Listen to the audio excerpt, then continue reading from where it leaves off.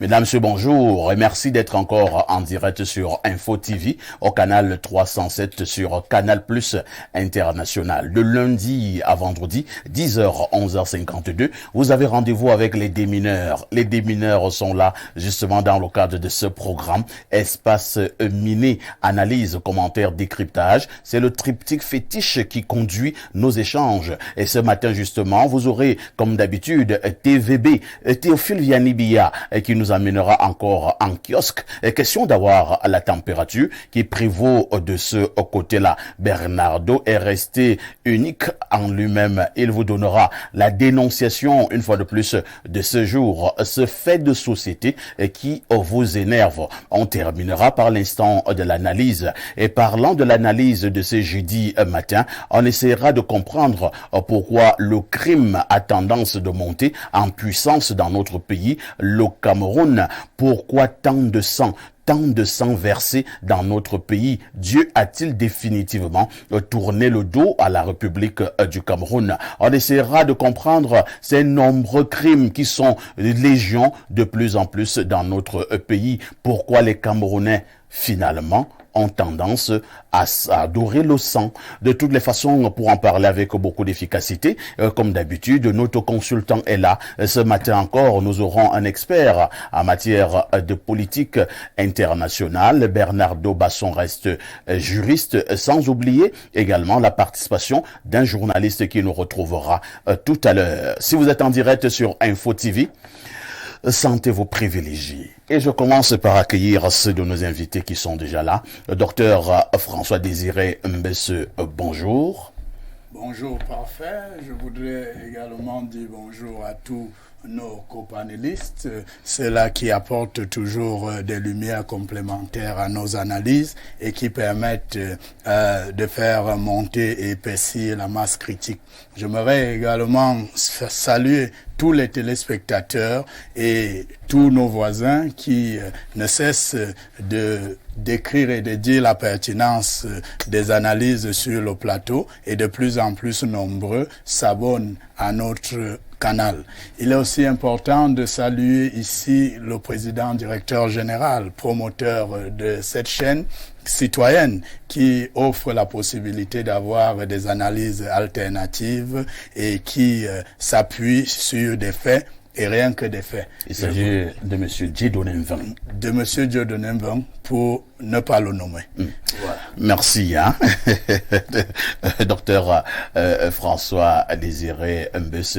Il faut dire que la particularité du président directeur général du groupe La Météo est que c'est quelqu'un de très simple. Et il est, comment dire ça, il n'aime pas se faire voir. Il n'aime pas se faire voir. Il évolue en cachette, mais très efficace. En face de docteur Mbesse, on accueille un vieux de la vieille, le seul consultant qui nous restera lorsque tous les autres petits consultants auront fui. Il s'agit de Pierre Blériot-Niemek. Pierre Blériot, bonjour. Bonjour, parfait ici, et bonjour à nos millions de téléspectateurs à travers le monde. Bonjour à notre panel. Heureux d'être parmi vous ce matin. Pierre Blériot-Niemek restera le digne fils de Boumniebel, petit-fils de Ruben Nyobe. Oui, vous comprenez pourquoi chaque fois qu'on évoque l'UPC, je suis dans tous mes états. Hier, vous savez qu'après l'émission, j'ai continué de bousculer le vieux Soman. Tout à fait. Pour lui dire que ce n'est pas sérieux ce que les légataires ont fait de l'héritage du sage. Oumniobé. C'est pas comme ça que Oumniobé voyait cette affaire. Il ne voyait pas ça comme une affaire où les gens vont chercher à être nommés à tel ou tel poste. C'est même des gens qui ne vont même pas dans le village de Oumniobé. Les deux, c'est qu'ils ne connaissent même pas les enfants de Oumniobé. Vous voyez à quel point ils ne connaissent même pas. Le village de Oumniobé est dans la brousse, à 4 km de Boumniébel quand vous venez de Yaoundé, du côté gauche. On appelle là-bas Sompek. On avait tenté de mettre la lumière là-bas en 2011. On a volé les fils. Donc il n'y a pas de lumière, il n'y a pas de route, il n'y a pas d'eau. Ça, c'est le village de Ruben Oumniobé. Le papa de l'indépendance au Cameroun. C'est une brousse indescriptible. C'est-à-dire vous entrez seulement dans la brousse. Les seules fois où les voitures entrent là-bas, c'est quand les Chinois vont couper les arbres. C'est ça le village de Ruben Oumniobé.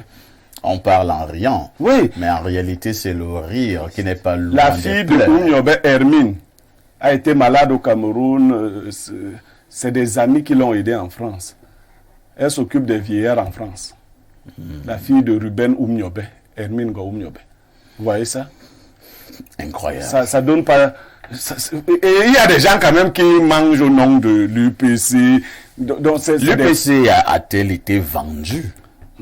On nous a dit, non, c'est le professeur Bokanye qui m'a dit que l'UPC est entre les mains des charognards. Les charognards, ce sont des animaux qui mangent les cadavres. Oui, des corps en décomposition. Les corps en décomposition, il faut préciser que les corps doivent être en décomposition. Non, on utilise le nom de Oumniobé, mais personne ne se soucie réellement de Oumniobé. Personne, je dis bien personne de ceux qui sont là. Merci beaucoup Pierre Blériot-Niamey pour cette entrée fracassante. On accueille en face de vous Bernardo Basson. Bonjour Bernardo. Bonjour, parfait ici. Comment tu vas? Je vais très bien ce matin, comme toujours d'ailleurs. Vous allez très bien. Oui. Vous avez pu prier un jus hier ou bien ce matin, un jus de fruits? Oui, du yaourt. Yaourt, comme un bébé, hein? Ça c'est pour vous déranger. Non, je sais. Je voulais accompagner un peu avec du chocolat. Non, ça va faire beaucoup. Un peu de gâteau, un peu de gâteau aussi pour Bernardo. Nous mâchons la cola, le ndon, et nous buvons le vin rouge. Ouais. Voilà. Moi, je mange beaucoup d'écorce. Je mange beaucoup d'écorce. Bonjour à nos téléspectateurs. Aujourd'hui, c'est la journée mondiale de quoi? Aujourd'hui, c'est la journée mondiale du Scrabble. D'accord. Enfin, ici, tu es bien moqueur. Hein.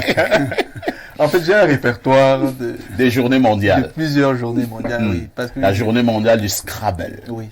C'est-à-dire, vous savez, ce jeu de société qui consiste à assembler des mots sur un tableau avec des particularités sur les chiffres. Donc les mots qui sont formés sont comptabilisés et à l'issue le décompte est fait. J'avoue que je ne sais pas jouer au Scrabble. Hein. Je ne sais pas jouer au Scrabble. Moi, dans mon téléphone, j'ai l'application Scrabble. Par contre, je suis un as pour ce qui est du damier. Je dis bien un as. Moi, je ne suis pas un as, mais j'aime bien. Je suis un as pour ce qui est du ludo. Entre-temps, je suis en train d'apprendre à jouer au songo traditionnel. J'aimerais apprendre aussi. On appelle ça chez nous songo. Je suis en train de vous l'apprendre. On me dit que le président Paul Biya est un maître du songo. C'est un jeu de stratégie. C'est un jeu de stratégie en réalité, le songo. Oui. Moi, j'ai jamais eu à jouer au songo, me dit que c'est un jeu de stratégie, le songo. Et on peut comprendre pourquoi habituellement le président Paul Biya est très sage. On dit qu'il tape tout le monde au songo. C'est ça. On peut donc comprendre pourquoi en politique aussi, il tape tout le monde. S'il faut faire le parallèle. Par contre, il y avait également un autre jeu, hein, à l'époque, Bernardo, je ne sais pas si tu étais déjà né, à la CRT. Bon, à l'époque, on n'appelait même pas CRT, on appelait CTV.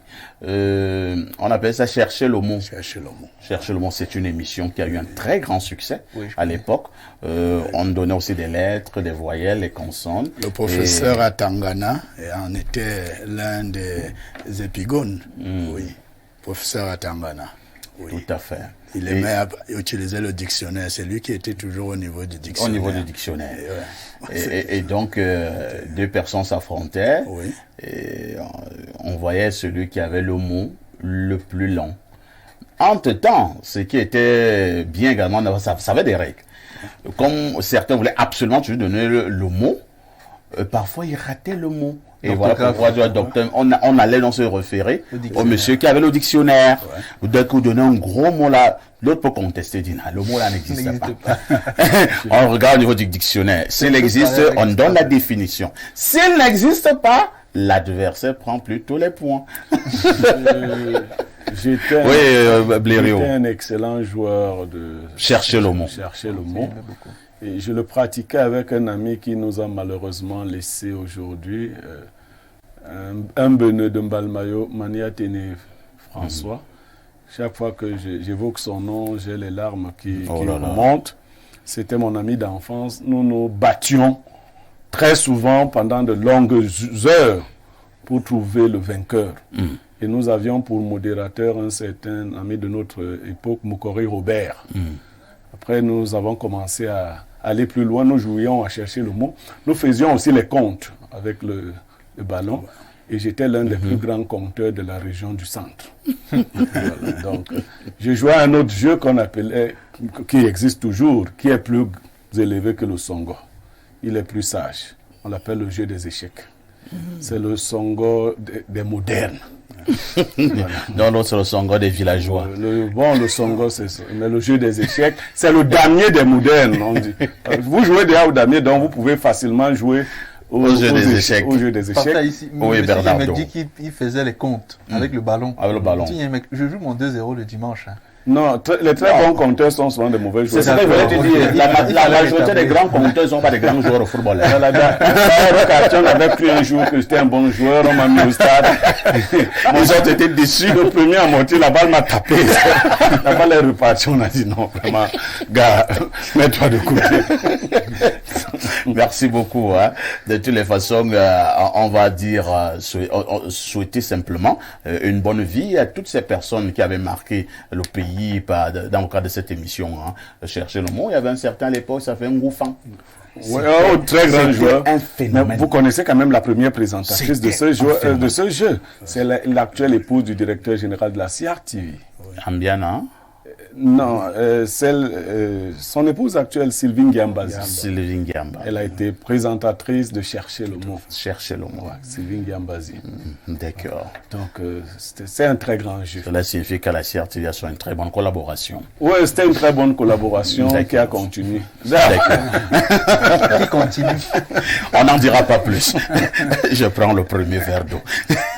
Théophile Vianney-Bia, bonjour. Parfait, ici, bonjour au panel, bonjour également aux téléspectateurs que je retrouve fièrement ce matin. Je salue très amicalement et très respectueusement toutes les téléspectatrices.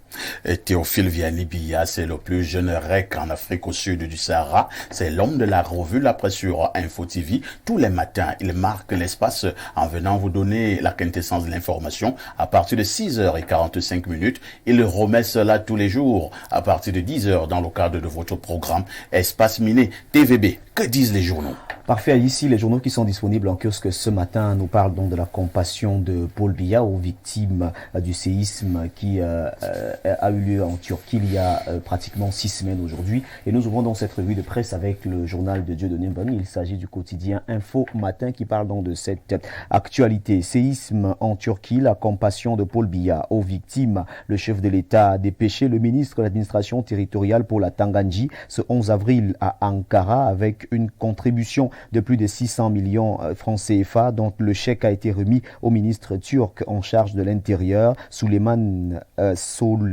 Soylu.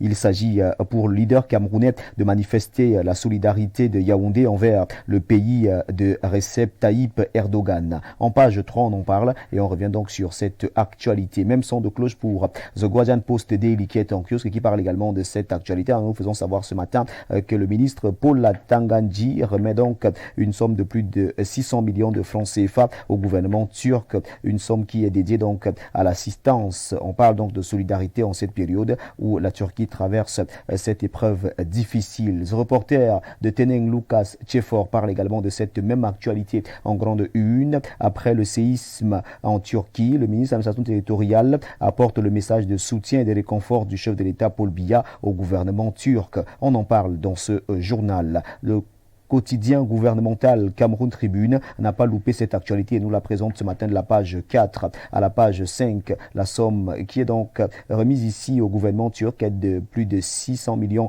de francs CFA, une somme débloquée par le chef de l'État Paul Biya pour soutenir les personnes sinistrées du côté de la Turquie. C'est le ministre de l'administration territoriale pour la Tanganji qui est donc porteur de ce message de réconfort et de soutien au gouvernement turc. Le quotidien de Jules Brice Ngaba parle également de ce séisme en Turquie.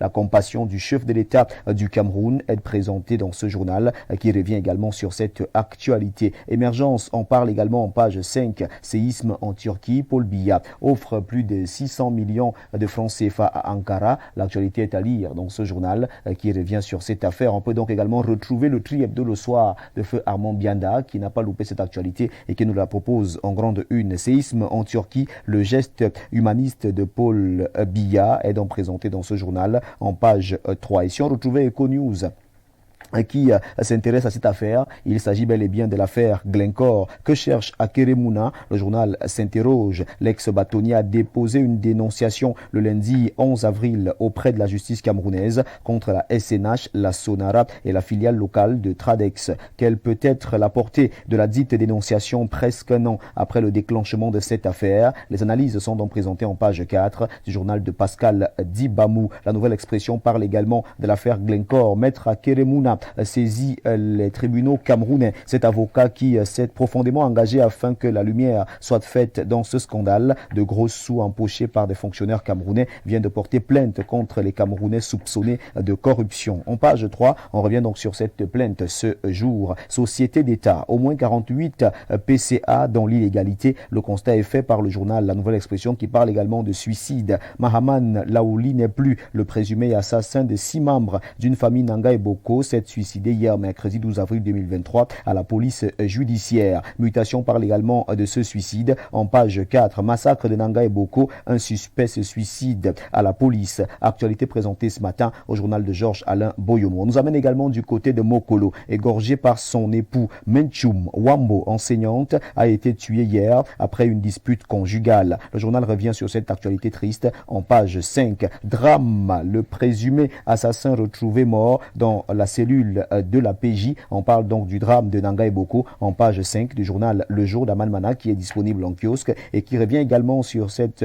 réaction du professeur Alain Foguet-Tedom, otage politique du MRC, ce que les juges cachent au peuple. La lettre à madame la présidente de la cour d'appel du centre est à lire en page 8 du journal Le Jour. Prenons le messager de Feu Pius Ndjawe qui s'intéresse au crime de sang au Cameroun, danger sur la République. Le journal Le Messager revient donc sur ces multiples crimes enregistrés ces derniers jours au Cameroun et présente les multiples dangers sur la République en page 3. Plateforme RDPC, UNDP, une alliance de pacotille, c'est ce que nous dit le journal Le Messager de la page 4 à la page 5. Le témoin de Francis Bonga qui est en kiosque s'intéresse au lancement de la couverture santé universelle. L'infatigable Manaouda Malachi, c'est une véritable révolution que connaît le ministère de la Santé publique depuis bientôt 4 ans. Jamais ministre de la République a présenté de telles prédispositions à travailler. On revient donc sur les multiples mouvements du ministre de la Santé publique Manaouda Malachi ces derniers jours et on nous fait savoir que hier, il a donc lancé la couverture santé universelle sur le plan national. C'était bien évidemment à l'est du pays. Source info de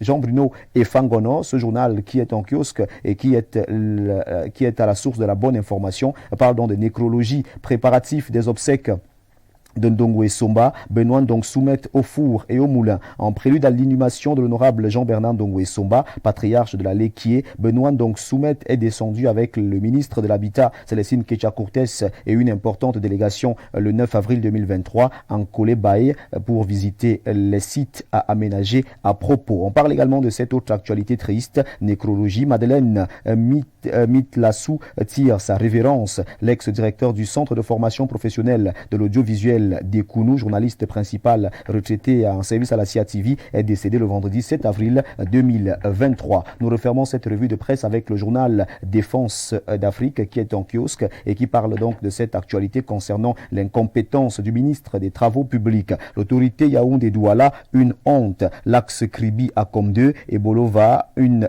calamité. Ces projets sont donc présentés de la page 3 à la page 4 du journal Défense Afrique Hebdo qui est en kiosque et qui parle également du DG Camille Mouté Abidias avec les prouesses du FNE de la page 11 à la page 12. Il s'agit bel et bien du journal de Jean Amougou qui est disponible en kiosque ce jour et qui nous permet donc de refermer cette revue de presse acte 2 de ce jeudi 13 avril 2023. Mesdames, Messieurs, de votre aimable attention, infiniment merci et nous vous invitons très massivement à vous rendre dans les kiosques pour vous procurer un journal au prix de 400 francs CFA pour que vive la presse camerounaise, implacable, intouchable, inaliénable et indétrônable est et reste votre fidélité. Merci de nous regarder tous les jours sur Info TV. Merci encore.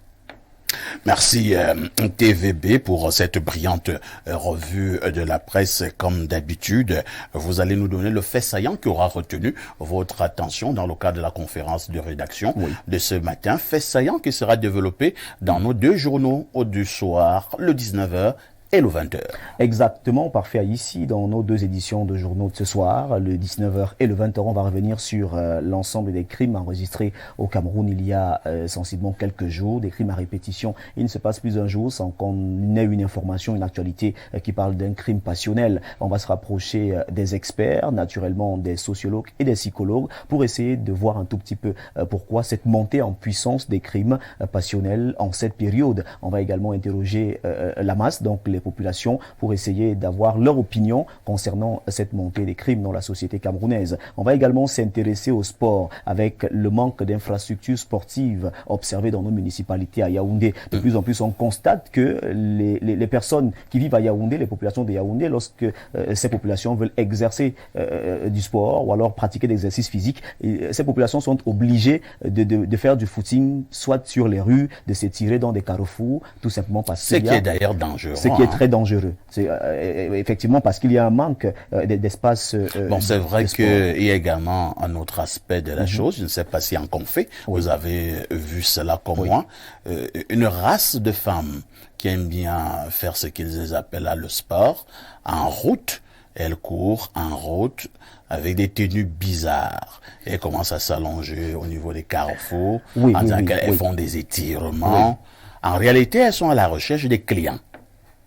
Vous avez aussi vu ça en conférence de rédaction? On a également vu ça, parfait. Il faut chercher cet angle de traitement aussi. On a également vu cet angle de traitement. On a également parlé de ceux qui courent avec des écouteurs. Ça présente de multiples dangers. Ces femmes qui Ce sont les femmes qui m'intéressent beaucoup. Manière, et une manière que vous relevez ici sur ce plateau. On a également regardé ce point-là et on va parler donc des dangers liés à la pratique du sport sur nos axes routiers. Parfois, toi, tu vas faire du sport, mais certaines femmes te déstabilise en faisant du sport. Et t'empêche de faire du sport. Et en faisant du sport, si vous avez un certain style de sensation, ça peut vous créer une attaque.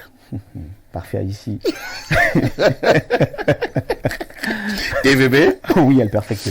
Je préfère vous dire à demain 10h. Merci, à demain 10h. Très bonne suite d'émission à vous. D'accord.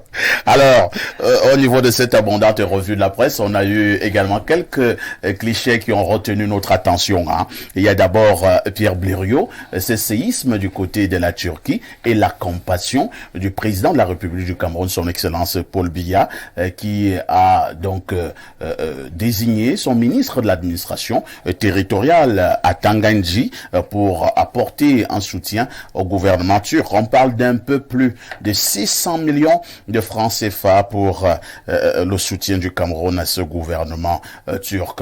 La quasi-totalité de la presse nationale revient sur cette actu. On nous parle également de l'affaire Glencore qui refait surface et à Kerimuna, pour parler comme au village, achète le problème. Et il est monté d'un cran. Il a porté plainte contre certaines structures, notamment la SNH. Nous avons également cette autre information, un peu plus de 40 présidents de conseils d'administration, ce que nous appelons habituellement des PCA, qui sont dans l'illégalité. Vous choisissez commenter quelle actualité, Blériot? Je commande rapidement les trois. Ah, les trois. Rapidement. Vous avez le gros cœur. Oui, 42 PCA sont dans l'illégalité. Vous savez, la personne qui écrit cet article a elle-même été un exemple, a donné l'exemple, le bon exemple. Professeur Ondwa-Biwele. Elle s'est retirée, elle était DGA. Après avoir atteint la limite des 9 ans, elle s'est retirée, ce qui lui a valu la désapprobation de ses pairs, entre guillemets. Donc maintenant, elle dénonce à bon droit. Parce que la loi ayant été votée en 2017, vous voyez que certains ont commencé à dire non, la loi n'est pas rétroactive, ainsi de suite. On leur a dit bon, c'est bon. Commençons même en 2017. Comme à l'année du vote de cette loi, nous sommes en 2023. Pour les PCA, c'est 6 ans. Donc, tous ceux qui étaient là en 2017, au 12 juillet de cette année, auront atteint la limite. Ils seront donc dans l'illégalité. Ils doivent eux-mêmes écrire si le président oublie. Mais sinon, on devrait les changer. Et pour les directeurs généraux, c'est 9 ans. Vous verrez qu'elle s'est davantage appesantie sur les PCA. Parce qu'eux, ils seront tous à la limite prescrite par cette loi. Maintenant, l'ancien bâtonnier à Kerimuna, il estime que la justice ne se saisit pas de grands problèmes. Vous savez, il a travaillé par ailleurs à Transparency International. Tout à fait. Je crois qu'il est dans une logique. Si vous ne réagissez pas ici, il peut continuer. C'est pour vous réveiller. quant à la générosité de M. Biya, chef de l'État du Cameroun, c'est tout à l'honneur du Cameroun. Vous savez, la Turquie nous a souvent assisté en temps de difficulté. C'est un parallélisme de forme. La Turquie est très attentive aux questions de solidarité. Elle. Parce que si on avait donné de l'argent à un autre pays, j'aurais dit que voilà des pauvres qui veulent aider les riches. Les pauvres... C'est vrai que moi j'avais justement cet angle, cette grille de lecture. Malheureusement, quand vous êtes informé sur les actions de la Turquie vis-à-vis du Cameroun, je prends seulement le cas du Cameroun, vous comprendrez que c'est une petite réponse de la bergère au berger. Donc, c'est la Turquie qui nous tend très souvent la main. Oui, on vous comprend très bien, mais sauf que si vous comparez quand même la Turquie au Cameroun, c'est comme l'éléphant à un moustique. Alors, je ne sais pas, c'est vrai que nous sommes là dans l'élan de solidarité. On pouvait peut-être écrire un message. Non, pas un message. Attends, un message de compassion où le président adresse vraiment, est solidaire de ce qui arrive au peuple turc et demande au bon Dieu de veiller dorénavant sur le peuple turc pour que ce genre de catastrophes n'arrivent plus. Mais lorsque nous entendons comme nous des Tambafia, que nous avons pris un peu plus de 600 millions pour donner à un géant comme la Turquie. $1 million notamment. Non, vous devez le faire, c'est la solidarité agissante. Et vous savez, les riches attendent de voir le comportement des pauvres quand les riches ont des problèmes. Je dis souvent ça. Oui, si vous avez quelqu'un qui vous donne souvent 2 millions quand vous avez des problèmes, venir avec 100 000 francs, lui dire que je sais que mon frère, c'est pas grand-chose. Mais voilà quand même ce que j'ai pu avoir. C'est un bon geste. Parce que celui qui sait donner l'œuf pourra donner le bœuf. Voilà, donc. C'est vrai qu'un grand homme nous le disait hier. Voilà. Docteur François Désiré Mbesse, moi je vous suggère de commencer un tout petit peu par l'actualité ayant trait à cette compassion du Cameroun au gouvernement turc. La voix la plus autorisée a donc envoyé un message de réconfort accompagné d'un petit quelque chose, un peu plus de 600 millions pour soutenir le gouvernement turc face à ce séisme qui vient de s'abattre de ce côté-là. Une opinion pense que le Cameroun n'a pas besoin d'envoyer de l'argent à un géant comme la Turquie. Oh, parfait, c'est une opinion qui tire certainement sa légitimité de son vécu quotidien. Mais nous voulons dire que cet acte est à lire dans sa symbolique des relations internationales, notamment dans la logique du pacta sunt servanda, qui voudrait que les États soient tenus aux engagements qu'ils ont pris à l'international. Ce sont des principes régulateurs des relations internationales, qui plus est, qui sont fondés lorsqu'elles sont authentiques sur certaines valeurs, donc la solidarité. Et le cas échéant, il n'a pas été question pour le Cameroun, par l'acte de son président de la République, son Excellence Paul Biya, chef de l'État, de donner de l'argent à la Russie pour construire des maisons. Nous sommes là dans le cas d'un séisme. C'est une catastrophe naturelle. Et à partir de ce moment, cela devient une obligation par rapport à leurs engagements et à la réciprocité, le principe de réciprocité également, qui fait que nous ne pouvons pas rester insensibles à ce qui est arrivé aux Turcs. Mais on peut aller plus loin pour dire que la spontanéité et le fait qu'il ait déplacé le ministre de l'administration territoriale est également un symbole fort pour témoigner de notre attachement à nos relations à la Turquie. Et il faut certainement le dire et aller un peu plus loin, parce que lorsque vous observez ce phénomène, d'ailleurs, ne dit-on pas, le catéchisme du village ne vous a-t-il pas dit qu'une veuve est allée au ciel pour avoir donné un centime à l'église? Cela témoigne également du fait qu'il est possible pour le Cameroun qui, dans sa dimension économique par rapport à la Turquie, on dirait simplement que c'est la rivière qui se verse dans la mer. Mais en réalité, nous sommes dans une logique où le tout fait nombre et la somme des petites mains peut apporter quelque chose à ce pays en détresse. Nous savons tous la magnitude et l'intensité de ce séisme, même quand c'est aux États-Unis. Les pays apportent quelque chose. C'est peut-être à cela que nous pouvons également dire que voilà à quoi devraient servir les lignes 74 que nous avons souvent ici, parce que ce sont les lignes 94 qui devraient donc servir à cela. Vous abordez des sujets compliqués. Laissez-moi finir. C'est à cela, parce que dans la logique de la budgétisation officielle, on ne prévoit pas ces catastrophes. Et ces lignes doivent donc exister pour pouvoir résoudre ce genre d'équation et redorer l'image de notre pays plutôt que d'être utilisées pour à des fins nombrilistes et à des solidarités primaires. Je vous remercie. Des solidarités primaires.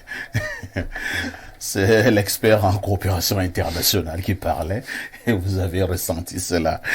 Bernardo, laissons un peu la compassion du Cameroun au gouvernement turquin. Je vous suggère de coller un commentaire sur cette sortie du professeur Viviane Ondoa Biwole et qui pense que bon nombre de PCA, une quarantaine au Cameroun, étaient déjà dans l'illégalité. Votre regard?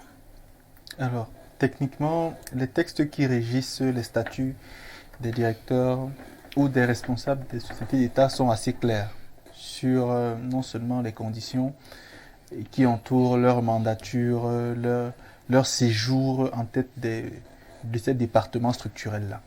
Donc, il est clair qu'à la lecture, à l'exégèse de certains textes, on réalise naturellement qu'il y en a effectivement qui sont arrivés à terme il y a un moment et qui devraient en principe être substitués par d'autres personnes. Parce que c'est un peu compliqué d'avoir l'impression que certains méritent des choses et pas d'autres. Donc sa sortie me semble toute cohérente, parce qu'au vu de ce que prévoient certaines réglementations, que je ne vais pas forcément élaborer ici, déjà il y a un problème de cumul qui s'est longtemps posé au Cameroun et puis qui a pu être vraiment secoué avec l'affaire du Sénat, etc. Il y a aussi un problème de longévité. Parfois, on interdit qu'il y ait plus de 2 mandats successifs, etc. Donc, vous voyez, il y a beaucoup de problèmes comme ça. Ce qui fait que je pense que sa sortie est intéressante, sauf que qui de peu le plus, le peu le moins. Donc, elle n'a peut-être pas qualité pour aller beaucoup plus loin qu'une simple sortie comme ça, parce que c'est celui simple dénonciation qui les installe là, oui, qui a qualité pour les installer. Et justement, j'en venais à Bernardo, je vous suggère d'ailleurs de garder le microphone. Alors, est-ce qu'il n'y a pas un petit débat à ces niveaux? Est-ce qu'il n'y aura même pas aussi un débat même d'ordre juridique? Je m'explique. Le président de la République vous a nommé à un poste. Vous êtes arrivé donc, le poste entre guillemets arrivé à expiration. Est-ce que vous-même, vous pouvez décider que, bon, comme j'avais 6 ans, les 6 ans se sont écoulés, bon, moi je m'en vais, et vous allez rester à la maison. Est-ce que ça ne sonnerait pas mal sur le plan administratif, ou alors la personne qui vous a nommé devrait également vous décharger? Le principe de la nomination présidentielle, de toute nomination d'ailleurs, c'est que c'est celui qui vous nomme, qui en principe peut mettre fin à votre acte de nomination. Maintenant, si les textes prévoit clairement une échéance, il est normal qu'à échéance, vous précisiez à l'autorité qui vous a nommé que mon mandat est arrivé à échéance. Et si le président s'énerve et qu'il pense que vous êtes en train de l'harceler, c'est toi qui dis au président que le président est au-dessus des lois? Parfait, ici, le président gouverne par les lois. On gouverne avec des lois, on gouverne par des lois. Vous êtes au Cameroun, hein, vos histoires. Je suis d'accord, mais je pose au moins le principe. Le président a des problèmes à régler. Il a le problème Boko Haram, le problème du Nozo, il a des problèmes pour secourir ses amis turcs. Alors, un petit PCA se lève un beau matin, il envoie une correspondance au chef de l'État pour dire au chef de l'État que bon, vraiment, moi j'avais 6 ans. Mais 6 ans sont déjà arrivés, pourquoi tu ne m'enlèves pas? Est-ce qu'on ne peut pas s'énerver? Non. Le maintien d'une personne à un poste au-delà de ce que le mandat prévoit est également un problème à résoudre par le chef d'État et par d'autres forces qui lui sont agissantes autour. Hein. Enfin, ici, c'est aussi un problème d'une autre nature, mais c'est un problème réel. Donc, comme je dis, aujourd'hui, il serait bien que ces personnes arrivées au terme de leur mandat notifient à l'administration que je suis arrivé au terme de mon mandat, qu'est-ce qu'il faudrait faire. Et du coup, certaines c'est d'ailleurs ce que Madame Ndouabi l'avait fait. Hein. Pour ceux qui disent qu'elle avait démissionné, elle n'a pas démissionné, elle avait juste écrit, notifié pour dire que moi, comment on dit ça? Je suis arrivé au terme de mon mandat. Qu'est-ce qu'il faut faire? Qu'en faut-il faire? On peut vous laisser un silence. Ce qu'il faut faire, c'est qu'on l'a donc enlevé. Voilà comment on a répondu à Madame Ndouabi. Parce que quelqu'un m'avait aussi dit que bon, professeur Ndouabi pensait que par cet acte, on pouvait lui donner un autre poste. Non, je ne crois pas, connaissant la maîtrise que le professeur Biwele a du management, elle ne peut pas manquer de poste. Dans un état sérieux, même elle devrait être en train de donner cours à tous ceux qui ont les postes là, normalement. Oui, normalement, si le Cameroun, c'est que... Bon, sur le plan du management. Oui, mais clairement, il devrait la solliciter pour leur donner des cours. Normalement, il devrait aller s'inscrire à l'ISPP, comme l'Institut supérieur de management public. Voilà. Donc, elle devrait les encadrer. Elle devrait les encadrer, normalement. Donc, quelqu'un qui a de la valeur ne chôme pas. Faut le dire. Le professeur Biwele ne peut pas chômer. Merci beaucoup. Hein. C'est ce qu'il fallait dire globalement ce matin pour ce qui est de l'actu presse. Je prends un verre d'eau. Bon retour sur le plateau d'Espace Mini. Maintenant, c'est le temps de la dénonciation. Bernardo Basson pour la dénonciation de ce jeudi matin au Cameroun.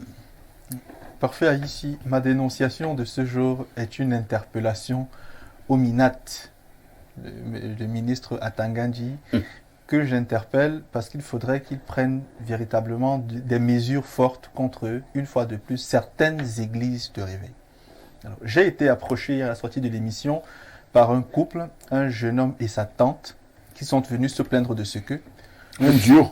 Un duo. Oh, couple, c'est deux personnes également. Non, c'est pas forcément marié. Il faut clarifier ça, un duo. Ok, un duo. Oh là là.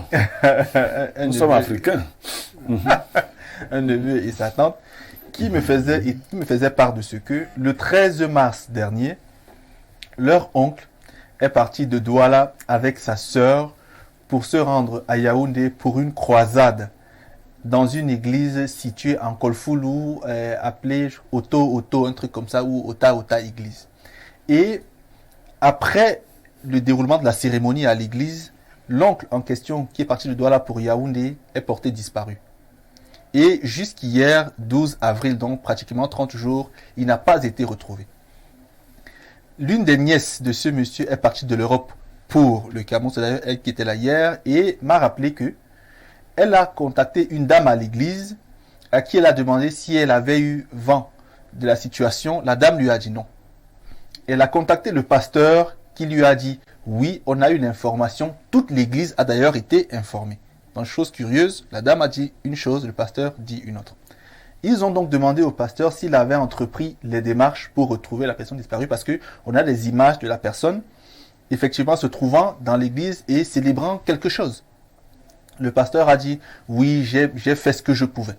On lui a demandé s'il a rendu public un avis de recherche ou une note interpellative pour demander à tous ceux qui auraient éventuellement vu le monsieur si jamais ils avaient eu d'informations complémentaires. Le pasteur a semblé manger la bouche. Donc jusqu'aujourd'hui, cet homme qui est parti de Douala pour Yaoundé, qui a 56 ans, qui s'appelle monsieur Mouele, n'a pas encore été retrouvé. Il faut également noter que c'est quelqu'un qui semble ne pas être très stable mentalement. Donc cette famille est aujourd'hui au désarroi et elle accuse l'Église de n'avoir pas fait suffisamment d'efforts pour rechercher quelqu'un qui est parti d'une ville pour une autre pour les besoins de cette église-là, pour ses travaux à cette église-là. Donc, parfait, ici, aujourd'hui, je veux dénoncer les attitudes répétées. Attends d'abord. Avant de tirer sur l'église, oui. Je veux bien comprendre, parce que cette affaire-là me semble un peu floue. Oui. Le monsieur est parti de Douala pour Yaoundé. Avec sa sœur. Oui. Et sa sœur, elle est où? Elle est rentrée sur Douala. Elle est même revenue le rechercher, elle est encore rentrée. C'est là le flou. Bon, lorsqu'ils sont allés à l'église, et le monsieur était toujours avec la sœur?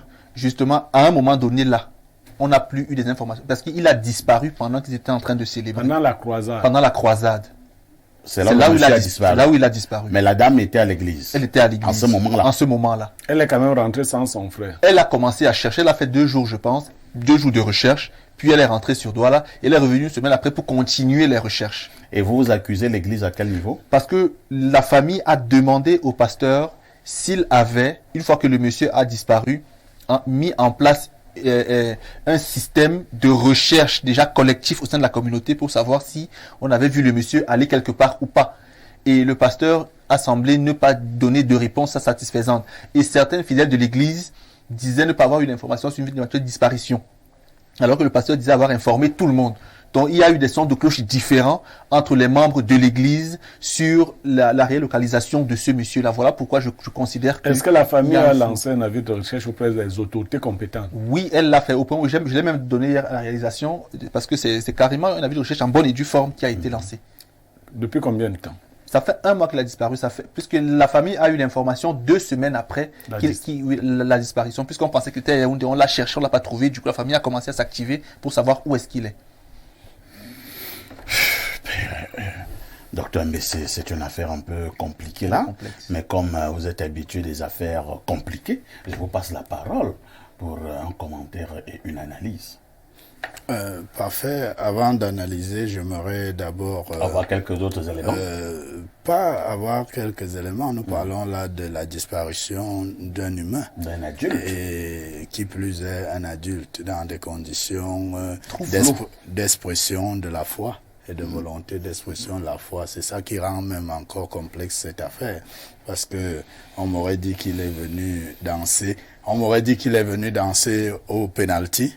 Que j'aurais dit, bon, il se livrait à ses libations et il se trouverait quelque part. Mais là, nous avons affaire, selon le récit et le narratif ici présenté, à quelqu'un qui est parti de son domicile pour aller sans doute à la rencontre de la foi. Enfin, d'une ville à une autre. Les croisades. Bon, j'aimerais d'abord dire que nous sommes là face à une situation aux responsabilités partagées mais différentielles.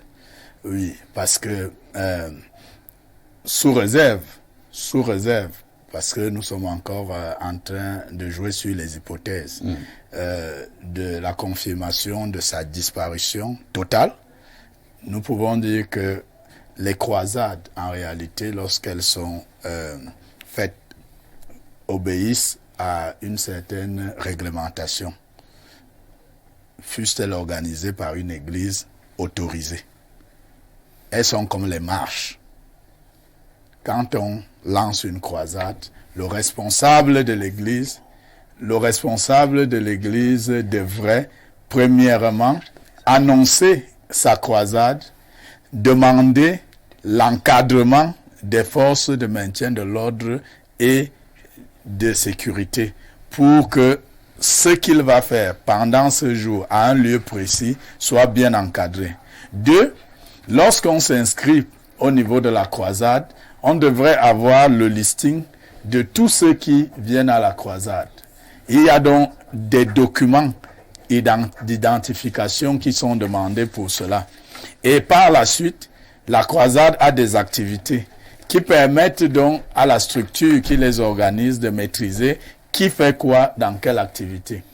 C'est donc un problème qui se pose au niveau structurel et d'organisation de l'Église.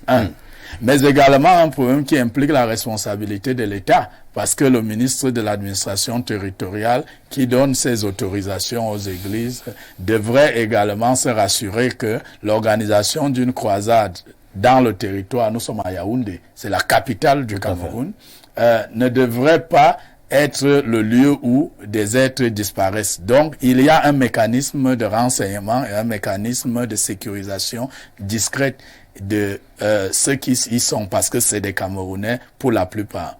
Maintenant, je reviens au niveau familial. Bernard vient de nous faire comprendre que le monsieur serait mentalement instable. Ouais. Ça veut dire que quand il part de la maison, il est accompagné par quelqu'un de la famille. Et pas de Douala? De Douala. Pour Yaoundé. Alors, Avec sa sœur. au moment où ils arrivent au niveau de la croisade, lorsque vous avez quelqu'un d'instable, moi j'ai accompagné des êtres de famille à des séances d'exorcisme.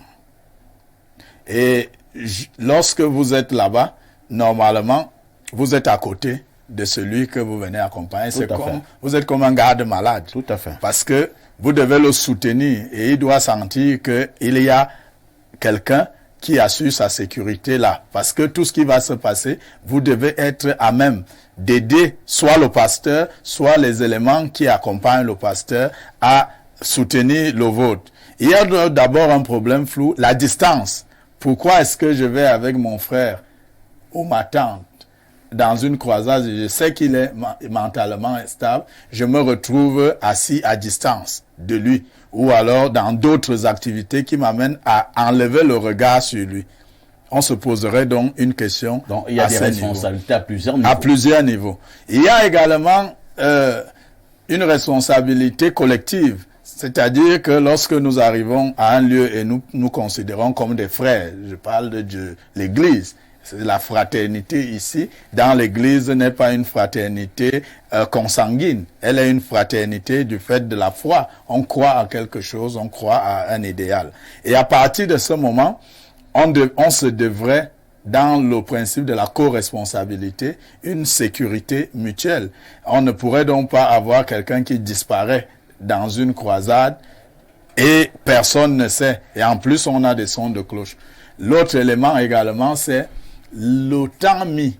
Nous en avons parlé ici l'autre jour. Entre le moment où vous constatez que quelqu'un a disparu, il faut que ce soit immédiat. On ne devrait pas attendre 2 semaines.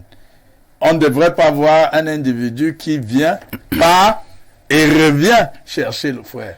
Ça veut dire qu'il y a des mécanismes non articulés qui se sont déroulés. Conséquent et résultat de course, on se retrouve 1 mois après avec cette situation regrettable. Nous espérons qu'il est porté disparu, mais qu'il n'est pas disparu. Parce que s'il est finalement disparu, nous serons là encore face à une logique qu'on qualifierait d'un crime organisé. Merci beaucoup, docteur Mbessé, pour ce tour, pour cette analyse. Pierre Blériot-Yemec, j'avoue que c'est une affaire troublante. Et comme l'a relevé docteur Mbessé, j'ai peur de dire qu'il y a plusieurs responsabilités qui doivent être exposées. Pas seulement la responsabilité de l'église de Réveil, mais même cette sœur qui a accompagné ce monsieur dans cette fameuse croisade devait justement être à côté pour assurer sa sécurité. Surtout que Bernardo a relevé que c'était un monsieur instable sur le plan mental. Bon, mais parlons d'abord des églises. Je veux parler de celles qui sont des supermarchés de la foi. Vous savez, dans un supermarché, on ne surveille pas tout le monde. Mais on pourrait avoir quand même des caméras de surveillance dans un bon supermarché. Ouais. Ces églises qui organisent très souvent des croisades, déjà c'est même quoi cette affaire-là, les croisades, faut dire la vérité là-dessus. Il y a très peu de personnes sérieuses à l'église. Donc les gens se font de l'argent. Ils ne se soucient pas beaucoup de l'humain. On dit donner à César ce qui est à César, à Dieu ce qui est à Dieu. Mais finalement, on a tout donné à César et plus rien à Dieu. Donc, moi, je ne conseille pas beaucoup. Il faut connaître la qualité du pasteur. Et il faut connaître la nature de cette église, ainsi de suite. Des hommes de bonne réputation. Ces affaires-là ne sont pas bonnes. Maintenant, le docteur Mbessé l'a dit longuement avant moi. Moi, dès le début du récit, j'ai soupçonné la sœur. Ah bon? Oui, d'irresponsabilité. D'irresponsabilité. Bon, c'est pas aujourd'hui qu'elle sait que son frère est instable mentalement. Bon, tu te balades avec un fou. Bon, on n'a pas dit qu'il était fou. Oh, toi aussi. Bon, il est peut-être toc-toc, mais il n'est pas fou. Parce que tu crois avoir amélioré la situation par euphémisme en disant ce que toi tu as dit là. Toi, tu as aggravé son cas. Donc, tu quittes à deux doigts là avec ton frère qui est fou. Vous arrivez, qui est instable mentalement. Vous arrivez à Yaoundé. Mais tu es son lieutenant. Il descend, tu le tiens par la main. Parce qu'il faut encore donner... Quand je l'ai dit en Henri, quelle est la raison qui pousse ce monsieur à venir à la croisade à Yaoundé? Vous verrez que cette raison est probablement liée à son état. C'est certainement pour venir se soigner. Voilà, donc son état, lui, n'est plus prononcé.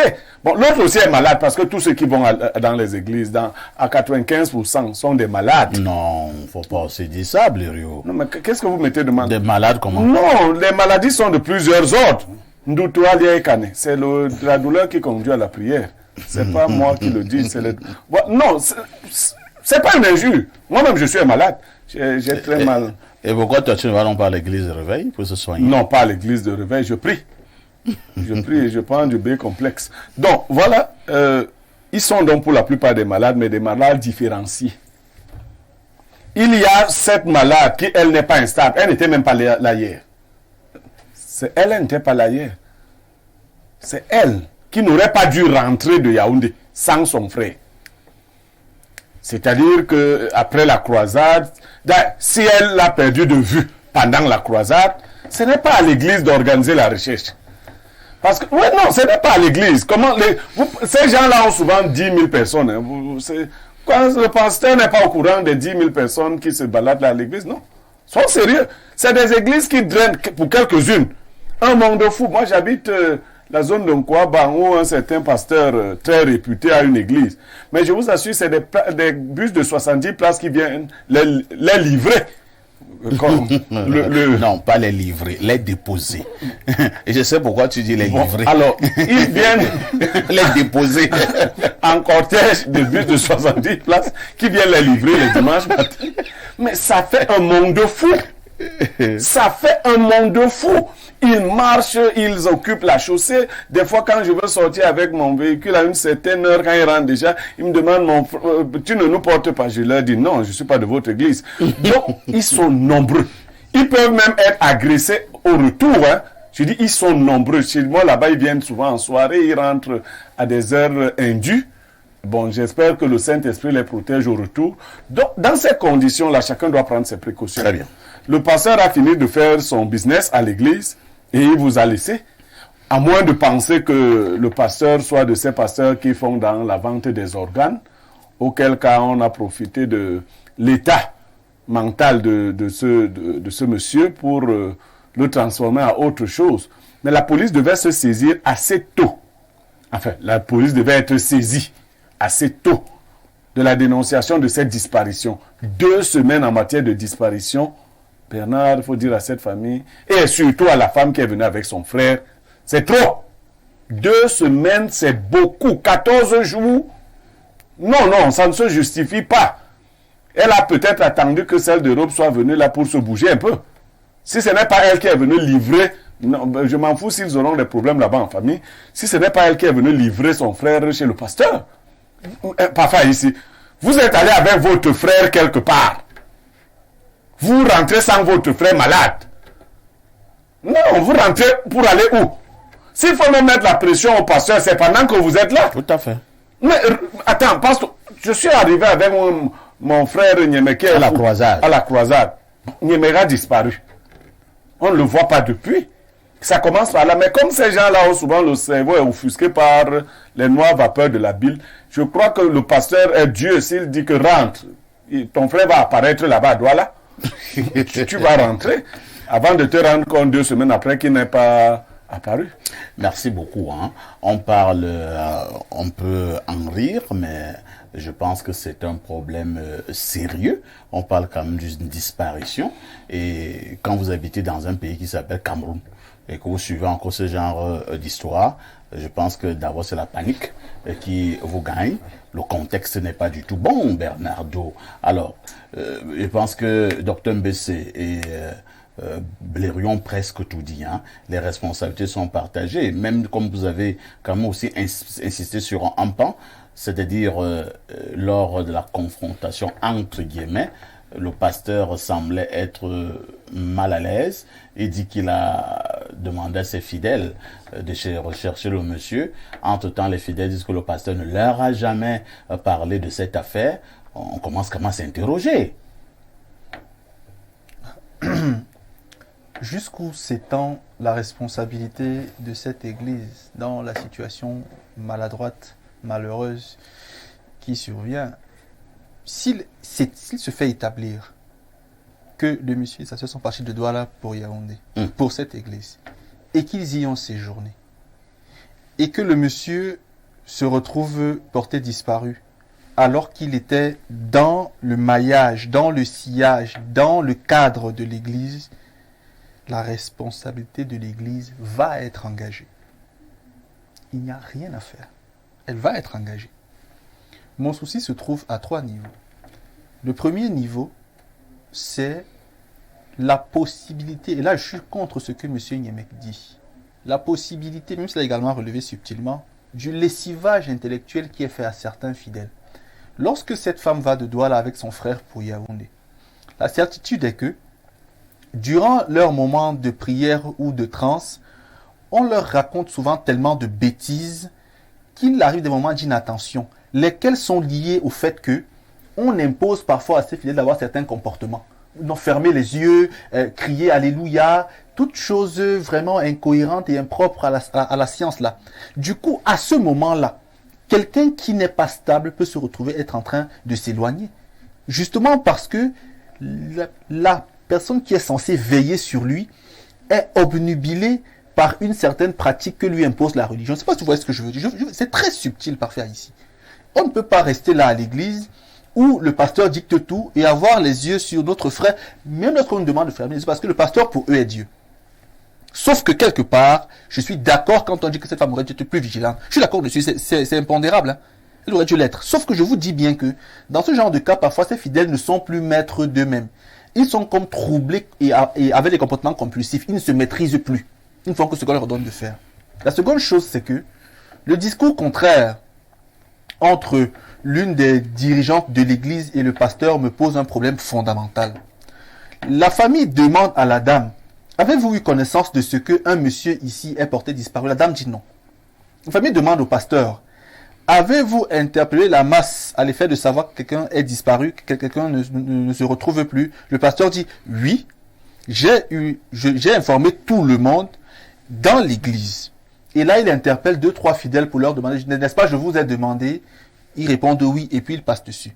J'estime que cette légèreté également est coupable. Quand on draine des masses, on est responsable d'elles. C'est comme ici à Info TV. Si quelque chose m'arrive ici à Info TV, parfait, ici, vous, en tant que DG, vous allez répondre. Et puis monsieur va répondre. C'est le principe de la responsabilité de Dr Mbessé. On se comprend. Donc ici, je n'incrimine pas l'église dans le sens de sa foi. Ça ne m'intéresse pas. Je ne suis pas des réveils. Monsieur Yemek l'a dit. Il y a 99% des patients des églises de réveil sont malades, qu'ils le sachent ou pas. Bon, non, vraiment, ça, ce n'est pas la problématique. Justement, la problématique de ce jour est que quelqu'un est porté disparu. Déjà, même maintenant, vous n'avez pas fait un sondage sur l'état psychique ou psychologique des membres des églises de réveil. Déjà, et là, c'est ma 3e sortie. Je vais terminer par là. Je ne sais pas ce que des gens ont lorsqu'ils sont malades, lorsqu'ils ont des problèmes à aller pleurer à l'église. Moi, je ne sais pas ce qu'ils ont. On demande de la guérison à Dieu. Dieu à l'église. Ça, c'est un autre débat. Dieu est partout. Okay. Dieu est partout, non? Il est omniprésent. Okay. Cela suffit donc qu'il peut aussi être à l'église. Okay. Oui, Blériot. Bernard Basson a dit qu'il n'était pas d'accord parce que la sœur aurait fermé les yeux. Non, pas qu'elle aurait. J'ai simulé un scénario pour dire que parfois c'est fidèle. Là aussi, Bernardo a raison. Hein? Parfois, dans certaines églises, à un moment donné, on vous demande de fermer les yeux. Et si vous fermez les yeux comme je l'ai fait maintenant, je ne vois plus ce qui est devant moi. D'accord. Parfait, ici. Quand vous fermez les yeux, finalement, vous les ouvrez, non? Oui. C'est ce soir qu'elle a ouvert les yeux. Oui, bien sûr. Non, elle n'a pas fermé les yeux toute la nuit. Il y a aussi un élément que j'ai envie de relever parfait ici. Moi, je considère que cette femme qui est venue avec son frère... Moi, j'ai un problème. Hein. Oui, je vous ai dit que moi, je passe le temps à mener mes enquêtes. Une fois, je suis également allé dans une église et à un moment donné, on nous a justement demandé de fermer les yeux. Moi, j'avoue que je n'ai pas aimé ça. Parce que je dois voir ce qui se passe. Bon, j'ai fait juste de fermer les yeux. J'ai fermé, j'ouvrais un peu. J'ai fermé, j'ouvrais. Parce que pourquoi on me demande de fermer les yeux? Les gens ferment les yeux pendant 15-20 minutes. Tout le monde ferme les yeux. Docteur, mais vous comprenez donc ce qui se passe, c'est que nous sommes dans une carnavalisation. Nous sommes dans une carnavalisation dans les églises qui fait que on crée un manège autour de l'affaire pour donner l'impression qu'il y a quelque chose de sérieux qui va s'y passer. Vous verrez donc qu'il y a également le phénomène de l'hypnose. Qui c'est des stratégies qu'utilisent ces promoteurs des supermarchés de la foi. Et quand vous y arrivez, effectivement, nous pouvons prendre à notre compte ces détails-là parce que nous sommes exactement dans un lieu de manipulation des consciences. Tout à fait. Oui. Et quand nous arrivons, et si c'est le cas, justement, il y a des pratiques qui peuvent amener quelqu'un à perdre le contrôle. Oui. Et nous avons dû fermer les yeux, même si ça ne peut pas être durable. Il reste que si on est pris sous le phénomène de l'hypnose, en fermant ces yeux-là, on vous fait ingurgiter des substances qui sont dans l'air là, et vous vous retrouvez vous-même perdu. Et en vous retrouvant perdu, s'il y avait derrière une articulation d'enlever quelqu'un, le temps pour vous de revenir en vous-même, on l'a déjà enlevé. De ce point de vue, nous savons que ça se passe également dans les églises, mais seulement la durée. Oui, mais je n'ai pas été contre le fait qu'on aurait pu enlever la personne. Je dis, on a enlevé la personne même pendant toute la nuit. Mais le lendemain, la femme a ouvert les yeux. Oui, c'est ça. C'est ça. Le surlendemain, elle avait les yeux ouverts. Elle était encore à Yaoundé. Elle a quand même quitté Yaoundé. Et elle est repartie sur Douala. Sans son frère. Là où moi je vous rejoins à 1000%, c'est que j'ai l'impression que elle n'a pas alerté la famille suffisamment tôt parce qu'il fallait peut-être protéger l'église. Et c'est donc quand la famille demande que, mais finalement, même tel est où? Est-ce qu'on a besoin de chercher son frère avec lequel on est allé prier? Si on ne le retrouve pas, on dénonce. Bon, simplement. On dénonce si je ne retrouve pas mon frère. Nous sommes venus à Yaoundé. Il n'habite pas, vous entendez Mouélé. Ça, c'est les gens de l'eau là-bas. Donc, nous sommes venus ici à Yaoundé, chez les gens des collines. Nous devons rentrer chez nous. Si mon frère n'est pas là, je dénonce. Nous allons donc d'abord lire les messages jusque-là enregistrés. Alors, bonjour Perfecto, il y a ton panel. L'histoire de Bernardo est porteuse de plusieurs problématiques. Moi, j'interpelle aussi l'Ominat pour mettre un stop dans la multiplication des églises, qu'on revienne comme à l'époque du premier président où il y avait que musulmans, catholiques et protestants. Il y a une église à l'entrée de mon quartier. Dimanche, c'est la magie. Parfois, le pasteur n'est pas là. On met la clé USB pour écouter sa parole. Et les imbéciles sont... Oh là là, on va quand même pas les traiter d'imbéciles, hein. Disons que les fidèles s'enroulent au sol en criant... Non, mais s'ils s'enroulent au sol, on doit les appeler les imbéciles. Blériot, calmez-vous. Non, s'ils s'enroulent au sol. En criant, Amen. Amen, name of Jesus. Amen, name of Jesus. Il faut qu'on arrête cette imbécilisation des esprits faibles et naïfs. C'est Eric Bakedek Lorbaba Douala qui envoie le message. Autre message ce jour. Bonjour à vous les démineurs. Par rapport au sujet du jour, ce genre de cas est récurrent parce qu'à la fin, on aura toujours un cadavre sous la main. Alors, il faudra que le ministre de l'administration territoriale puisse fermer ses édifices. Marie Ebèche de Yassa. Autre message ce jour. Bonjour, parfait. Comment vous permettez à quelqu'un de venir sur haute plateau avec un maillot comme celui d'hier? Bon, ça a été réglé, hein. Ça a été réglé, vraiment. Soyez aussi indulgents. J'ai déjà répondu. Non, mais pas les gens s'en sont pleins. Hein. Les gens s'en sont vraiment pleins, je le sais. Ils disent que notre plateau est distingué. Vraiment, le type là, on ne voulait pas parler hier pour qu'il ne tombe pas pendant l'émission, mais... Bon, mais Perfecto, ce matin, quand même, on a le mannequin Dr BC. Je pense que voilà, ça fait la... Ça a réglé quand même. Non, le Dr BC, lui, c'est un mannequin. Voilà, je crois que la tenue du Dr B se permet de pardonner ce que vos yeux ont subi hier. Alors, quelqu'un dit ici, il s'attaque à Blériot, hein, et je vais lire. Et c'est le même message. Il dit, dites à Pierre Paulin que bien qu'il pense connaître tout, Norleva et Norvela sont deux pilules du lendemain. existe. Le message est parti. Donc c'est 2 pilules alors, Blériot. Voilà, d'accord. Voilà. Bon, on va je continuer. ne pense pas tout connaître. Il dit donc que ce sont 2 pilules du lendemain existent et aussi que le ministre de la promotion de la femme et de la famille n'est pas Bassa. Elle s'appelle Catherine Abena. Moi, c'est Belle Junior de Mbonjok. Bon, Blériot voulait parler du ministre... non, au nom du ministère d'abord. Les affaires Les sociales. affaires sociales. On voulait parler du ministre des Affaires sociales. Vraiment, nous n'avons aucun problème avec que ce soit. Non, c'est le même monsieur qui a dit hier que je combats les bassards. Oui, c'est le même monsieur. Bon, un autre message rapidement. Alors, qu'est-ce qu'il dit là? Le pasteur avait demandé à la maman du porté disparu de rester dans la prière, raison pour laquelle nous avons eu cette information tard. Et ma tante est venue des robes pour bouger les lignes. Voilà les informations supplémentaires sur la disparition de mon oncle qui était avec sa mère. Ah, c'est quelqu'un... C'est le jeune homme. C'est le jeune homme qui était là hier. Okay. Mais de rester dans la prière. Oui. Là, on doit... Ben, cette information est donc capitale. Vous comprenez donc. Pour interpeller le pasteur. Voilà. Grâce à sa prière, qu'il nous fasse revenir l'oncle disparu. Simplement. Bon, vraiment, ce que le monsieur vient de dire là, c'est dangereux. Rester en prière. Parce que si le pasteur demandait à ces gens de rester en prière, je pense que c'est dangereux. Nietzsche disait que la religion est l'opium du peuple. Tout à l'heure, et je vous ai dit dans le cadre du Cameroun que nous avons la trinité maléfique du sous-développement au Cameroun. Nous avons les églises et les sectes pernicieuses, premier élément de la Trinité. Nous avons les débits de boissons et les bars.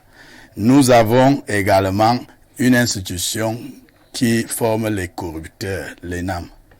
Dès que vous avez cité ça, vous commencez à résoudre 75% des problèmes de cette République. Bon, les NAM ne forment pas les corrupteurs, les NAM forment les administrateurs. Bon, vous le dites. Bon, autre message. Bonjour le panel, je suis Henri Nta depuis Simbok Yaoundé. Oui, c'est possible que la personne inoptise, je pense... Hypnotise, que la personne, et peut-être vous voulez de la personne hypnotisée, peut se réveiller à plus de 2 semaines. Je fais des études d'hypnose et c'est le mauvais côté de cette magnifique science que ces pasteurs des églises des réveils pratiquent. Aïe, c'est compliqué, hein. Alors, autre message ce matin. Bonjour El Perfecto, comment tu vas ce matin? Ah, je vais très bien, ça ne se voit pas. Je t'avais dit depuis le mois dernier qu'un plateau, Dr Mbessé, Dr Richard Macon, Pierre Blériot, Bernardo Basson, ce sera la magie. Tu ne veux pas comprendre. Quand je vais raconter ça au PDG, le patriarche vent, il va te regarder comment. C'est un prophète alors. N'oubliez pas que le monde peut changer. C'est pas sérieux. Vraiment, moi je veux pas que le patriarche me regarde mal. Je vais régler cette affaire. Bonjour Perfecto et ton panel, vivement. Quand cette famille arrête de vouloir accuser l'église, le monsieur mentalement instable était accompagné de sa sœur. C'est à elle de rendre compte à la famille et non le contraire. S'il te plaît, demande à mon Bernardo que demain, c'est la journée mondiale de quoi? Bonne journée. Non, tu sauras demain. Nous sommes encore aujourd'hui. Autre message. Bonjour Perfecto, il y a ton riche panel. S'il te plaît, grand, tu as fait tes études de journalisme dans quelle école? Car tu es un modèle à suivre. S'il te plaît. Rassure-toi, moi je n'étais pas à la Sorbonne, hein. Je suis un pur produit du Cameroun. Les rares fois moi je suis sorti, c'était pour quelques missions. Pour aller à Kigali. Oui, je suis allé à Kigali, Abidjan, Beijing, Paris. Bon, la liste est longue. Bonjour mon cher, très heureux de lire votre message. Je pense que ça doit être un message par privé. Bonjour aux lions indomptables de l'édification de la télé. Juste pour vous dire merci pour le boulot que vous abattez. Et au sujet de la disparition, ces pastotos sont des manipulateurs d'esprits faibles et ils sont capables de tout. Brice Nkumu depuis Ebolawa. Autre message. Bonjour cher voisin, par rapport à ce que tu racontes sur l'église là, quand je vais raconter ça au pape François, il va te regarder comment? De toutes les façons, bonne journée. Signé Ndormo Lionel de Douala Bonabéry. Finalement, les regards là vont me tuer, hein?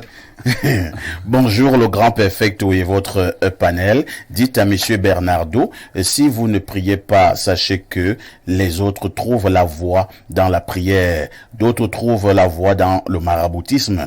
D'autres aussi trouvent leur voie dans la tradition. Et d'autres encore chez Allah. Respectez les divergences spirituelles des uns et des autres. C'est Thomas depuis Etougébé et qui envoie le message. Autre message ce matin. Bonjour Perfecto, très belle émission. Comme d'habitude, s'il vous plaît, vous pouvez dire au président de ce pays que moi aussi j'ai besoin d'aide. Même lever le petit doigt, il ne le fera jamais. Les 600 millions là pouvaient construire combien de salles de classe ou d'hôpitaux dans les localités en détresse?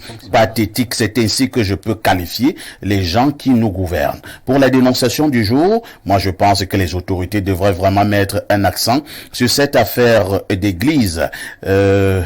Je vais vous donner un exemple. Dans mon quartier, il y a un ex-prisonnier avec des tatouages sur le corps qui est devenu un beau jour pasteur. Il s'est dit envoyé de Dieu, etc. Parfois, dans ses cultes, il prie en disant qu'il envoie le VIH à toutes les femmes du quartier. Incroyable. Si le dimanche, tu ne te joins pas à ses fidèles, il commence à t'appeler démon. Ce pasteur d'Onkolo Foulou connaît quelque chose dans cette histoire de disparition d'un de ses fidèles. Ceci étant dit, moi aussi, je prends un verre d'eau. Bonne suite d'émission. David depuis Mvorada. Autre message, je vous amène au 225. À Côte d'Ivoire. Abidjan est représenté donc ce matin. Bonjour au meilleur panel et la meilleure audience en télé de 9h à 11h52. Il voulait dire de 10h à 11h52. Vous êtes chaud à Mofdé. Les cours de comment porter quoi? De comment porter les vêtements seront ouverts à Info TV. Concernant le sujet, le monsieur, la vie, il est bel et bien vivant. Il ne faut même pas que s'inquiéter. Le pasteur et la sœur savent très bien pourquoi et où il est. Je salue particulièrement mon grand Basson. Bonne journée à tous. C'est Léo d'Abidjan, fidèle à vous. Autre message ce jour. Bonjour le célébrissime Perfecto. Une chose est vraie. Dites à Blériot de ne pas indexer toutes les églises de réveil. Il y a des fausses personnes partout. Qu'il me donne une église où tout est saint. Et les sectes, qu'en dit-il? Comme l'a dit l'autre panéliste, même les NAM forment de mauvaises personnes. Hervé depuis le 227. Il dit le 225, hein? Est-ce que j'ai dit que toutes les églises étaient mauvaises? Je ne le dis pas, je ne le pense pas Il a non plus. bien dit se rassurer de la moralité du pasteur. Mais elles sont plus nombreuses, les mauvaises. Et c'est dangereux. Je suis un homme d'église, je sais de quoi je parle. On lit deux ou trois derniers. Hein. Bonjour parfait. Je pense que le pasteur Otto ne vit pas au Cameroun. C'est le nom de l'église, pas le nom du pasteur. Ne vit pas au Cameroun et son dernier voyage remonte à février. Il est en Côte d'Ivoire actuellement. C'est un monsieur très sérieux, contrairement au sous-entendu niakmetique. Moi, je ne connais même pas encore le pasteur, mais je vais m'intéresser à lui. En toute cohérence, on doit dire que l'attitude de la sœur du monsieur n'est pas sérieuse. Elle est tout simplement irresponsable. Je suis sûr que dans les prochaines heures, le pasteur Otto, qui est très crédible, fera une communication claire sur cette disparition. Un bonjour à l'aîné Dr Mbesse, c'est Fabio Tama qui envoie le message. Je vous amène au plus 33. C'est la France. Les faux pasteurs 2012. Facebook est une invention diabolique. 2023. Suivez mes prédications en direct sur ma page Facebook. Je pense qu'il veut démontrer leur incohérence. Autre message, bonjour parfait. Et au panel, il y a un bon sujet de dénonciation à discuter sur votre plateau. Une fillette a été battue par son oncle avec une machette dont il chauffait. Ceci s'est passé dans un village. Bassa. C'est un village Bassa. Un bon joke, justement. Voilà. Il y a un qui a écrit de bon joke là, justement. Et la petite fille est décédée, elle a succombé. C'était prévu pour demain, en tout cas. Bonjour parfait. Une question pour Blériou Niemek. Pourquoi il fait toujours du rentrer des dents à son ami Ernest Obama? Sont-ils toujours amis ou alors ils se détestent? Qu'ils répondent honnêtement. C'est de la distraction, parfait. Non, je réponds. Blériou répond alors Je ne me honnêtement. rappelle pas avoir parlé d'Ernest Obama ici. Je ne me rappelle pas. À moins que vous réduisiez ou vous confondiez la FECAFOOT avec Ernest Obama, qui est chargé de la communication à la FECAFOOT. Moi, je vois pas. Vous voyez les choses. Ernest Obama ne peut pas m'empêcher de parler de la FECAFOOT comme personne d'autre. Nous sommes amis. Plato, amigo, veritas, amicus. Ça veut dire quoi? Platon est mon ami, mais je préfère la vérité à Platon. Je ne vais pas en dire plus. Bon, posez la question à Obama s'il a un problème avec moi. Je parle des mauvaises pratiques de la FECAFOOT. Vous voyez Obama où là-dedans? Merci Bon, beaucoup. si lui-même se voit là-dedans, il m'appelle, il me dit, je vais lui dire que tant que ton gars là va mal se comporter, c'est comme ça que je vais parler. Merci. C'est clair maintenant pour tout le monde. Ok, il faut donc... moi, je dis donc bonjour ce matin à Ernesto, hein, avec qui on a longuement travaillé. Une dizaine d'années, pas 10 jours, pas 10 mois. Et lorsque j'ai dit bonjour à Ernest Obama, je prends encore un verre d'eau.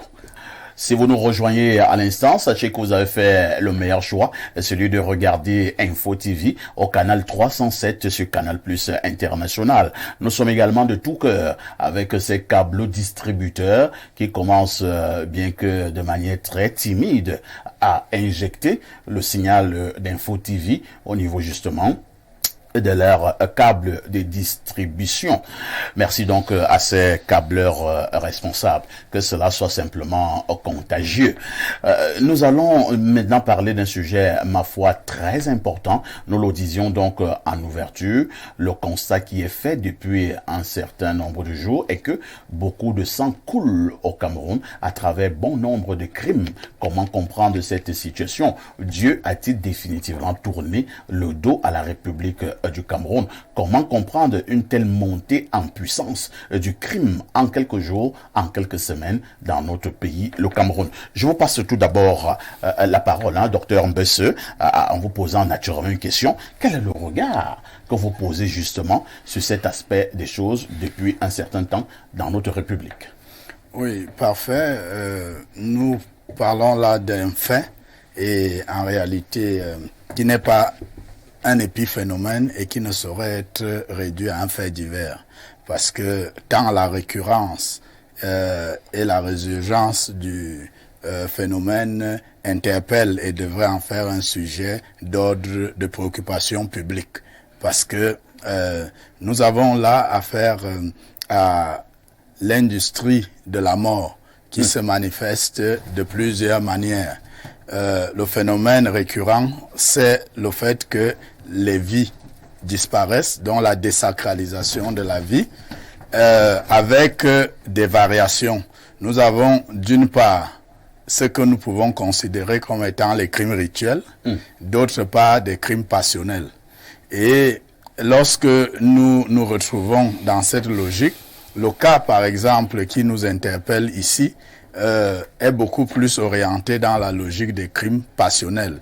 Parce qu'au départ, nous avons des êtres qui sont liés par l'amour. Mais quel amour? L'amour Eros.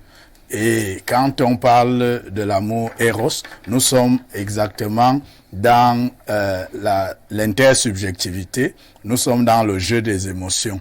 Mais ces émotions sont humaines parce que l'être ayant un cœur, le cœur est donc passible et de cet amour. Et l'amour, dans ce cadre, est considéré comme une faiblesse. Parce que quand on dit que je suis amoureux d'eux ou j'aime tel, c'est en réalité une autre manière de dire que j'ai un faible pour tel. Et ce faible fait que on est conscient que dans l'amour, on est en position de faiblesse. Et cette faiblesse devrait être contrôlée.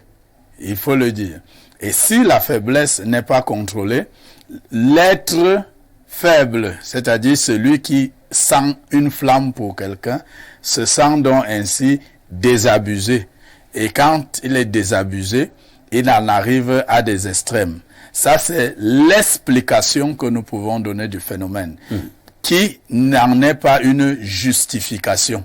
Parce que de la même manière, il est demandé, lorsqu'on a une certaine maturité émotionnelle, la maturité émotionnelle, nous pouvons donc sublimer les passions et cet amour qui fait que face à des situations de contrariété, on doit avoir recours à des expériences alternatives. Et ces expériences alternatives, c'est quoi?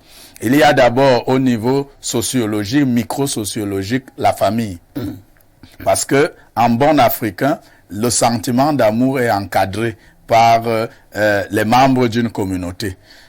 L'amour est quelque chose de très dangereux pour la laisser entre les mains de deux personnes, c'est-à-dire les deux tourtereaux. C'est pour cela qu'en Afrique, un être naît dans une communauté et qui encadre ses passions qui peuvent conduire au délire. Premier élément de régulation de l'amour. Deuxième élément, c'est l'éducation. L'éducation qui peut passer par les différentes formations humaines que nous avons pour comprendre effectivement ce que c'est que l'amour et comment gérer en cas de contradiction. Troisième élément, c'est le volet spirituel. Parce que lorsque vous êtes face à la contrariété, il est important de recourir à un élément spirituel. Et ces éléments spirituels forgent l'homme à rencontrer des alternatives face à une situation. Lorsque tous ces éléments régulateurs de la vie et de la société sont donc biaisés, on se retrouve donc seul face à une situation qui peut conduire à un assassinat, mais également qui peut conduire à un suicide. Et à partir de ce moment, on comprend que celui qui tue par amour ou celui qui se suicide par amour, en réalité ne meurt pas par négation de la vie. Il meurt justement par amour pour la vie. Et c'est parce qu'il est déçu dans cette logique de l'amour pour la vie qu'il, en l'absence d'une alternative, pense qu'il n'a plus de raison d'exister. Et parce qu'il n'a plus de raison d'exister, on peut donc arriver à ces extrapolations où, voulant partir, cette raison déchue devra également disparaître avec lui. Peut-être dans l'initiative d'aller dans un au-delà où ils se retrouveront tous ensemble morts et peut-être que là-bas, ils pourront vivre leur fusion qui a été imparfaite sur terre ou tout au moins envoyer et précipitamment celui qui meurt ou celui qu'on égorge vers le tribunal dernier qui est pour ceux qui ont la foi en Jésus-Christ. Par exemple, devant donc le tribunal, le grand maître, le jour du jugement, et aller se justifier de la manière dont on a conduit cette haute responsabilité qui a été donnée par amour. Voilà, parfait, ce que je peux dire d'entrée de jeu. J'ai failli dire que c'est toute une plaidoirie. Hein. Alors, je passe la parole à Pierre Blériot. C'est vrai que Pierre Blériot, Dr Mbesse, a donné un certain nombre d'explications. Hein. Qu'est-ce qui peut expliquer ces phénomènes où le sang coule de plus en plus à flot au Cameroun, entre guillemets, au nom de l'amour. Mais moi, je vous pose encore pratiquement la même question. Qu'est-ce qui peut expliquer la montée en puissance du crime dans notre pays, le Cameroun? Bon, je vais vous décevoir, il n'y a pas de montée en puissance du crime au Cameroun. Ah bon? Non, du tout. Il y a vulgarisation. Voilà. C'est-à-dire qu'aujourd'hui, vous voyez, les gens filment tout. Les gens diffusent tout. Si vous tuez 5 personnes par jour au Cameroun, ça fait 1825 morts en un an. C'est rien. Ah bon? Si vous tuez 10 personnes par jour, dans le cas de crimes, ça fait 3650 personnes. C'est rien. Vous voyez, là je parle en statisticien, et vous voyez, ça peut choquer, il dit c'est rien. Oh, mais les gens meurent pour bien plus que ça. Vous voyez, je dis 10 personnes sur le territoire, c'est-à-dire une personne par région. Ça fait 3650 en un an. Mais aujourd'hui, on vulgarise, on diffuse, on voit. Ça fait que ça choque la conscience populaire, ça lève la clameur publique. Moi, je ne voudrais pas faire la psychologie des Blancs, celle que Dr Mbesse vient de faire, parce qu'elle ne nous soigne pas. Je voudrais faire la psychologie des Noirs, des Africains. Elle nous soigne sur ces questions-là. Et je voudrais comparer deux peuples. On aime à me dire, tu compares... Non, j'aime terriblement mon peuple. C'est pour cela que je veux qu'il reste un peuple élitiste.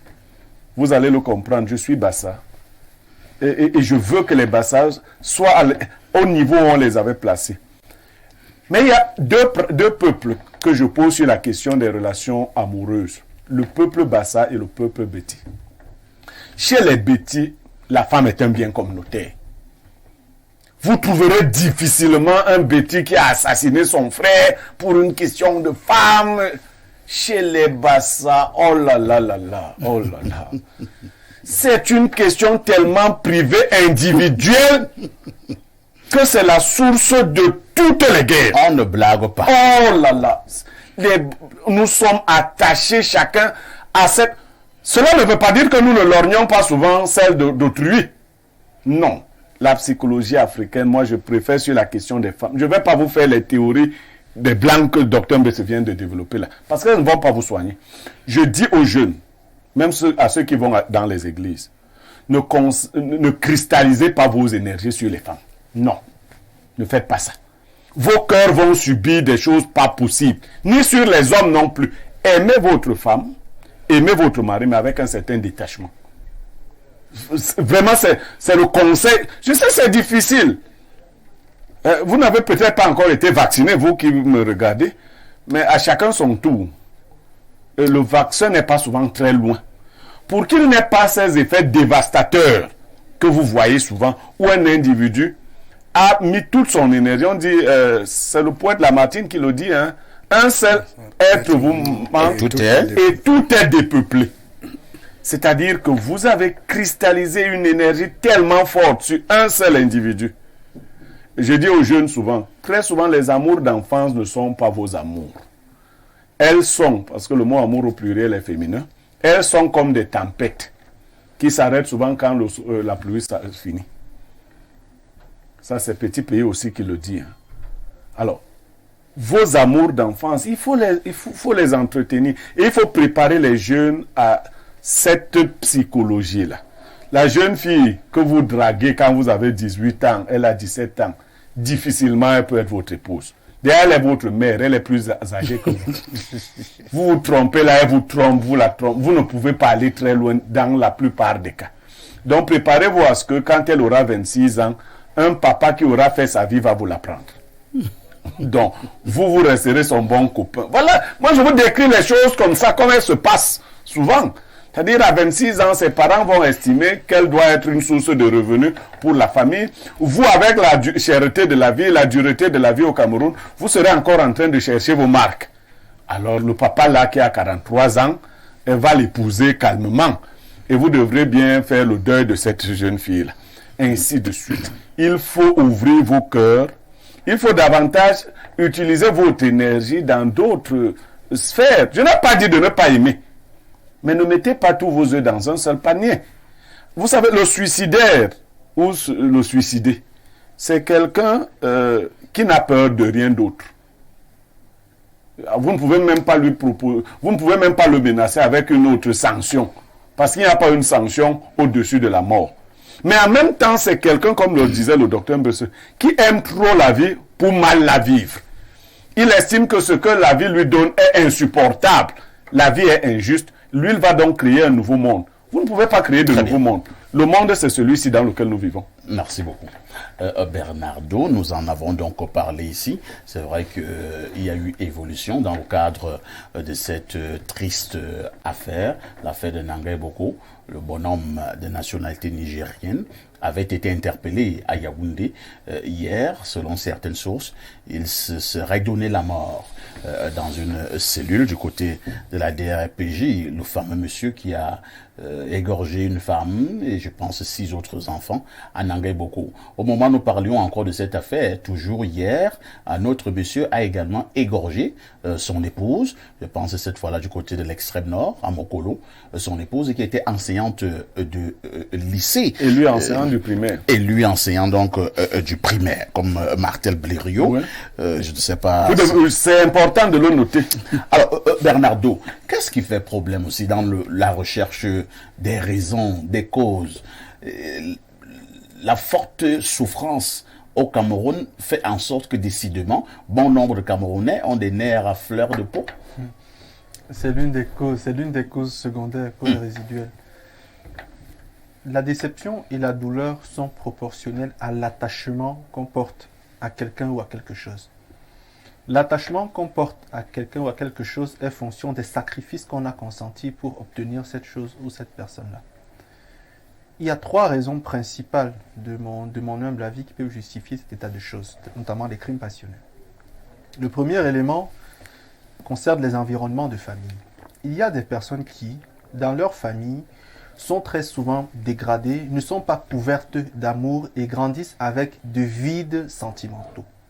Lorsqu'elles retrouvent des personnes qui tentent de combler ces vides-là, elles s'y attachent profondément et lorsqu'elles semblent constater que l'attachement qu'elles portent veut se réduire, elles ne supportent pas et donc agissent de manière compulsive. Donc la base, très souvent, l'environnement de famille. Monsieur Niemek a été très aimé de son grand-père. Ça ne l'empêche pas d'être très amoureux de ses femmes. Sauf que ça le restreint quant à l'idée de découvrir une forme d'amour ou une intensité d'amour qu'il n'aurait pas reçue dans son environnement. Je ne sais pas si peut-être ce que je dis est hermétique. Je vous saisis trop bien. Voilà. Je vous saisis trop bien. Donc pour moi, c'est fondamental de dire ça. Le second élément concerne les investissements. Aujourd'hui, on a tous besoin d'argent. Certaines personnes recherchent leur argent, travaillent leur argent et l'investissent sur d'autres personnes.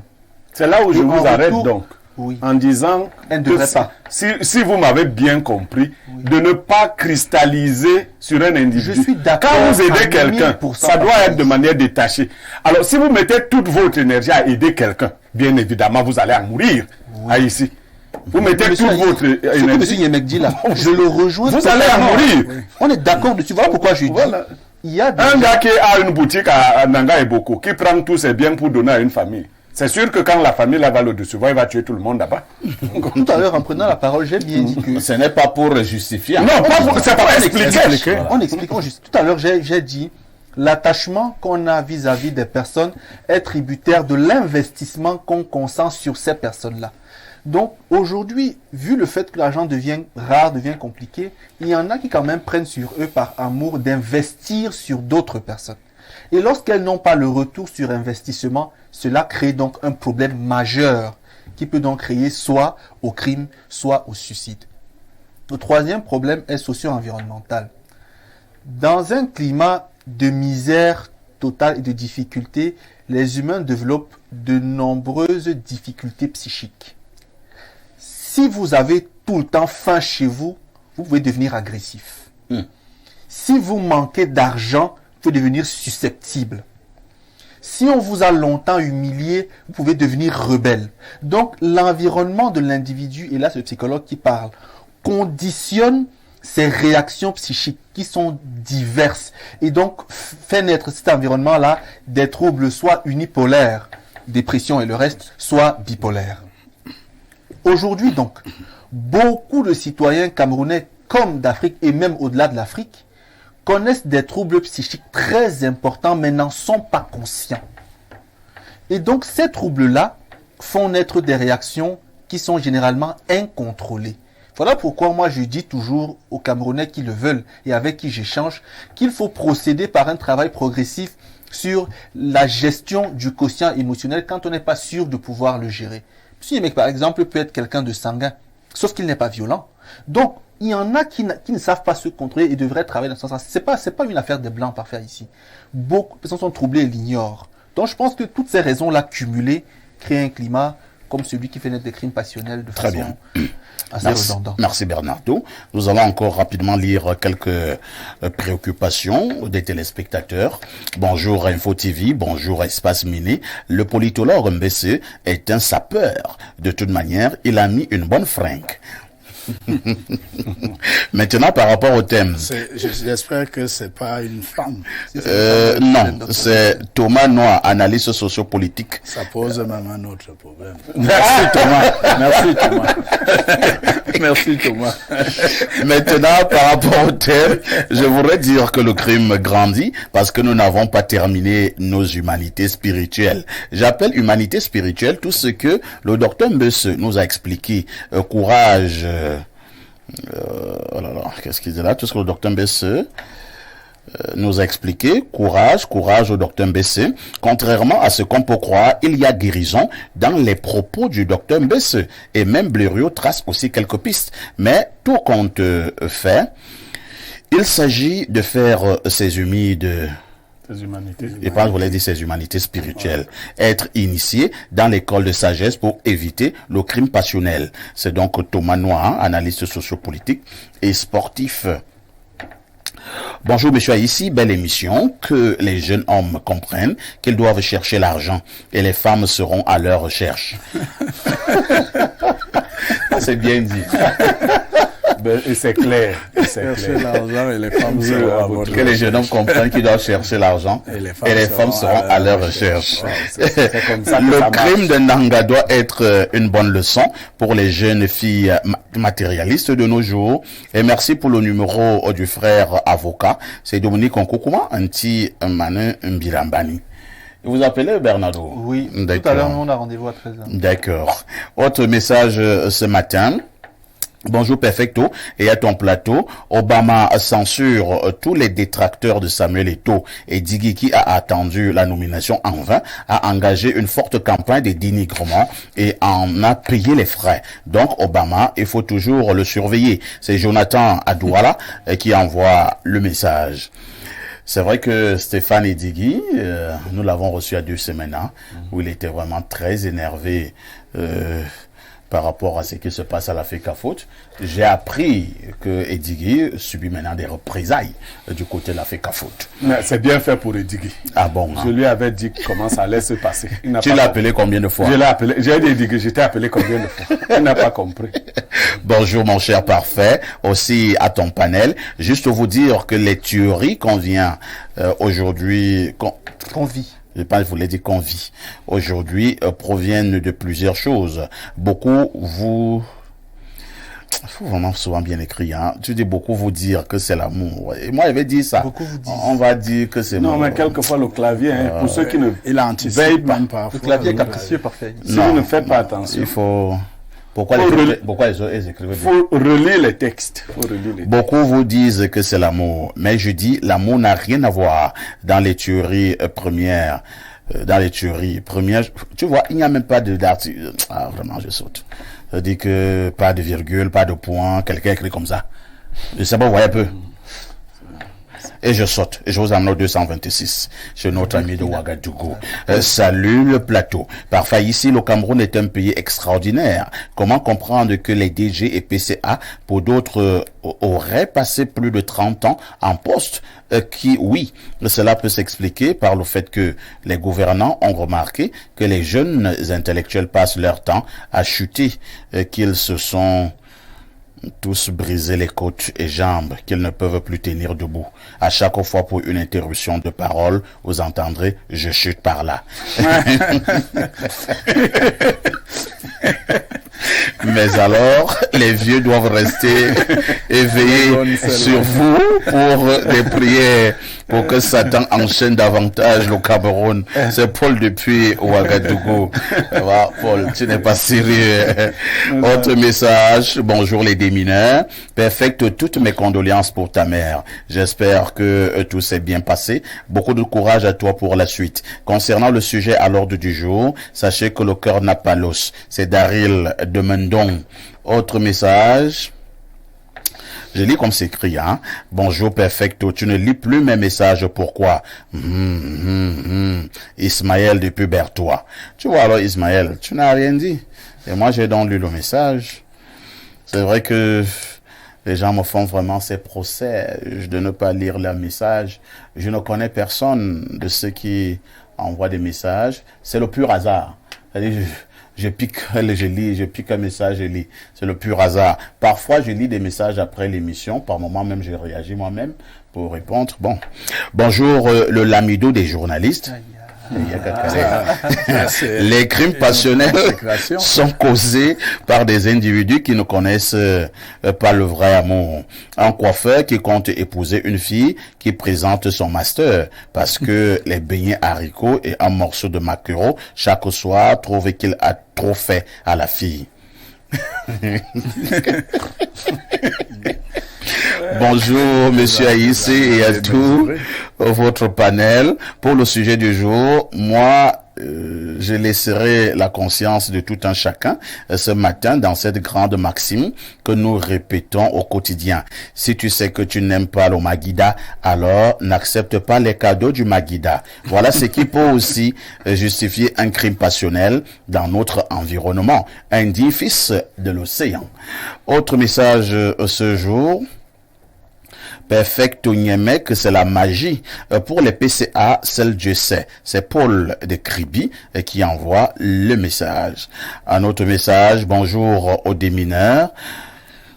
Alors, qu'est-ce qu'il dit là? Bonjour aux démineurs. Nous avons franchi le Rubicon en crime passionnel. Nous implorons Allah, le Très-Haut, en ce mois de Ramadan, pour délivrer le Cameroun. C'est Youssoufou depuis Mokolo, à l'extrême nord. Autre message, perfecto. Les Camerounais veulent voir le corps de ces types. On connaît nos dirigeants. Pour le sujet du jour, je peux dire que la montée de la violence dans notre pays, le Cameroun, est l'indice d'une fracturation sociale grandissante. Et on va voir le corps de qui? Martinez Zogo. Non, du monsieur qui s'est suicidé en parler le monsieur qui se serait suicidé en cellule. Oui, mais parfois ici, c'est quand même une situation inquiétante. Hein? Quelqu'un qui a tué 6 personnes et on le laisse dans des conditions, il pourrait nous parlions de tout, des suspicions qui pesaient déjà sur ce crime-là. Maintenant, il s'est suicidé, ça veut dire qu'il ne peut plus parler. C'est facile. Vous comprenez ça? Il y a quelque chose là. Il s'est suicidé, il ne peut plus parler. Alors que nous avions une suspicion sur l'assassinat de Nanga et beaucoup. Parce qu'on a eu des informations selon lesquelles la dame aura été mutilée. Voilà. Et nous disions déjà ici que c'est donc un simple crime passionnel. Pourquoi mutiler encore la dame? Et maintenant, il s'est suicidé. Donc c'est fini. C'est un brouillage. Vous savez que c'est fini. C'est ça qu'on appelle un brouillage de piste. C'est fini. C'est Qu'est-ce fini. que vous allez encore faire? Donc, je vous disais, s'il n'y a pas eu de crime en Nanga et beaucoup, puisqu'il n'y a pas de criminel, mais voilà, le criminel s'est suicidé. Vraiment, Blériot, vous aussi, vous poussez trop les réflexions. C'est de la cohérence. Parfait. On essaie de voir, hein. Le gars, en celui-là, on ne doit rien avoir de tranchant, ainsi de suite. On a parlé de lacets des chaussures. Est-ce que les lacets des chaussures, on a fait en cela les chaussures. Non. Voilà maintenant. Est-ce qu'il faut aussi mettre une commission d'enquête? Mais elle est déjà morte. Elle est morte née. Oui, puisqu'il n'y a pas de... Le principal concerné serait mort. Il est mort. Merci beaucoup. Docteur Mbesse, alors vraiment, nous parlons donc des crimes passionnels ce matin. Ces crimes passionnels qui sont de plus en plus à la mode au Cameroun. Entre-temps quand même, docteur Mbesse, vous avez donné toutes les explications que vous avez eu à donner. Si vous avez eu l'impression que vous êtes déçu par un homme, ou bien vous avez été déçu par une femme, pourquoi ne pas se séparer? Pourquoi tuer l'homme d'autrui? Pourquoi tuer la fille d'autrui? Vous vous séparez? Ou alors quelqu'un me dira que c'est facile comme ça? Vous savez, parfait, il y a en philosophie, mon professeur, j'en avais 3 d'ailleurs, avec des spécialités différentes. C'est la chance que j'ai eue quand j'étais en terminale. On nous parlait d'autrui et on nous présentait les différentes personnalités de l'être. On avait les compulsifs, les passionnés, on avait le rationnel, on avait, etc., tous ces êtres qu'on pouvait présenter dans leur catégorisation. Mais je voudrais dire que ce qui fait le malheur de l'homme par expérience, c'est le fait de s'attacher aux choses qui ne dépendent pas de lui. À partir de ce moment, nous devons comprendre que la relation amoureuse, que nous devons même encore définir, nous devons bien définir ce qu'on entend par amour. Parce que il y en a qui voient le docteur Mbesse en veste et cravate et disent que j'aime le docteur Mbesse. Mais en fait, c'est pas le docteur Mbesse qu'on aime. c'est sa manière de s'accouter. Ça veut dire que le jour où je serai en culotte, On ne va plus t'aimer. ces gens ne m'aimeront plus. En fait, c'est l'enseignant d'université qu'on adore. Alors, lorsque ce n'est pas Mbessé qui est le villageois des Ceux. je vois le docteur Mbessé,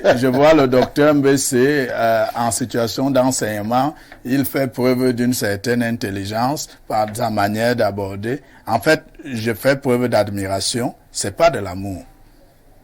Et le vulgus croit que c'est de l'amour. Conséquent, lorsque ces éléments déclinent, on se rend compte qu'on a donc le vrai docteur Mbessé, c'est-à-dire l'homme qui n'est plus en situation d'enseignement, l'homme qui n'est plus en veste et cravate, et l'homme avec qui je dois cohabiter, en connaissant donc ses qualités et ses défauts. Faiblesses. Et lorsque nous nous retrouvons à ce niveau, nous commençons à déchanter en amour. Parce qu'en réalité, ce qui se passe, c'est que nous nous sommes cristallisés sur ses qualités. Or, mon parrain, dans le cadre de l'accompagnement au mariage, m'avait souvent dit, lorsque tu as une femme, sois plutôt amoureux de ses défauts. Et à partir de ce moment, le jour où elle sera en situation de ces défauts que tu connais déjà, on viendra te l'apprendre, tu diras, je ne vous ai pas envoyé dire ce qu'est ma femme parce que je la connais déjà. Je sais en réalité quels sont ses défauts et c'est justement pour cela que je l'ai accepté. Et là, ces qualités vont me surprendre, mais positivement. Moi, j'aime d'abord, quand j'aime quelqu'un, j'identifie d'abord ses défauts. Et ce sont ces défauts que moi, je commence à aimer. Et c'est ça qui fait que l'autre qui ne peut pas l'aimer avec ses défauts ne la prendra pas pour femme. La mienne, je l'ai prise parce que j'aime ses défauts, pas ses qualités. Je suggère à Blériot de prendre 30 secondes, à Bernardo également. Alors, Blériot, tu es donc au nom de l'amour, même si Dr Mbessé nous amène également à réfléchir en disant que parfois, il faudrait même que nous définissions même d'abord ce qu'on entend par amour. Alors, en tuant au nom de l'amour, verser du sang, au nom de l'amour, c'est pathétique. Oui, c'est pathétique, mais on vous a dit ils ont évoqué les cas de caractériologie en psychologie, mais il y a également, je l'avais déjà suggéré ici, des esprits diaboliques qui se saisissent des gens pour les pousser à commettre. Vous pensez que lorsque nous allons toujours aborder ces sujets, que nous ne négligeons non, il ne faut pas pas le l'aspect négliger. mystique? Non, il est prépondérant. Il est même prépondérant chez nous. Ouais. Il y a beaucoup de choses comme ça. Donc, quelqu'un vous a lancé un truc en blaguant, un cordonnier qui veut épouser. Il y a des gens qui sont allés faire des pratiques même sur des femmes pour les contrôler. Une fois que les pratiques s'arrêtent, la femme te renie totalement et la honte qui t'habite de voir qu'aujourd'hui cette femme veut partir, tu te dis non, on va tous perdre, ainsi de suite. Non, il faut former. Moi je reviens à ma culture simple. Docteur Mbessé a dit aimer les défauts. Vous voyez que c'est la psychologie africaine. C'est plus efficace dans une relation. Si vous savez que votre femme aime trop les hommes, et que à la longue, elle va vouloir vous faire aider. Non, vous faire aider. Mais si vous l'épousez, ne vous attendez pas que dans le mariage, elle va changer.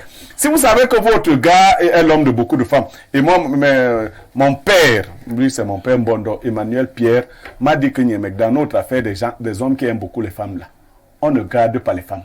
C'est-à-dire on ne surveille pas. Un homme qui aime beaucoup les femmes ne surveille pas ses femmes. Je ne suis pas d'accord. D'accord. De toutes les façons, je sais que tu ne surveilles pas les tiennes. Qu'est-ce que tu en sais? Voilà.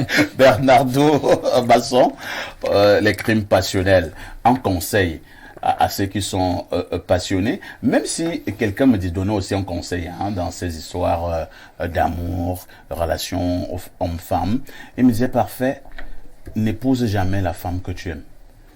Ouais. Cherche plutôt à épouser la femme qui t'aime. Ma tante me l'avait aussi dit, maman Marie, elle est à Douala, elle m'avait dit la même chose. Il m'avait dit, si tu épouses la femme que tu aimes, tu es très proche d'un crime passionnel. Parfait. Là, c'est parce que c'est vous l'homme. Mais la femme qui aime également va lui dire, n'épouse pas l'homme que tu aimes, mais l'homme qui t'aime. Et inversement, pareil. Donc, ça va toujours faire ce jeu. Le conseil que je peux donner, c'est que il est très difficile, durant toute une vie, d'éviter une déception amoureuse profonde. C'est très compliqué. Donc, pour les plus jeunes, lorsque vous passez par là, rapprochez-vous de ceux qui peuvent vous aider. tout simplement. Merci beaucoup. De toutes les façons, nous nous disons quand même ce matin qu'il est temps que nous arrêtions ces crimes passionnels. Cultivons le vrai amour, la vraie compréhension, la vraie indulgence. Essayons toujours de comprendre l'autre et non forcément chercher à juger l'autre.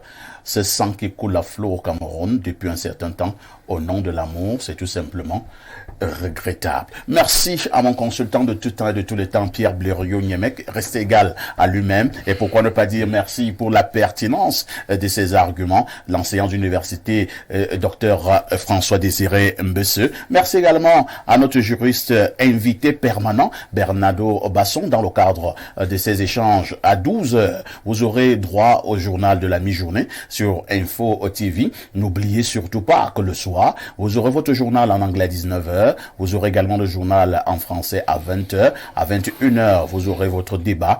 Le grand débat de ce jour, c'est-à-dire Espace Mini, est rediffusé tous les soirs à partir de 22h30. Avec tout ceci, que faites-vous encore ailleurs?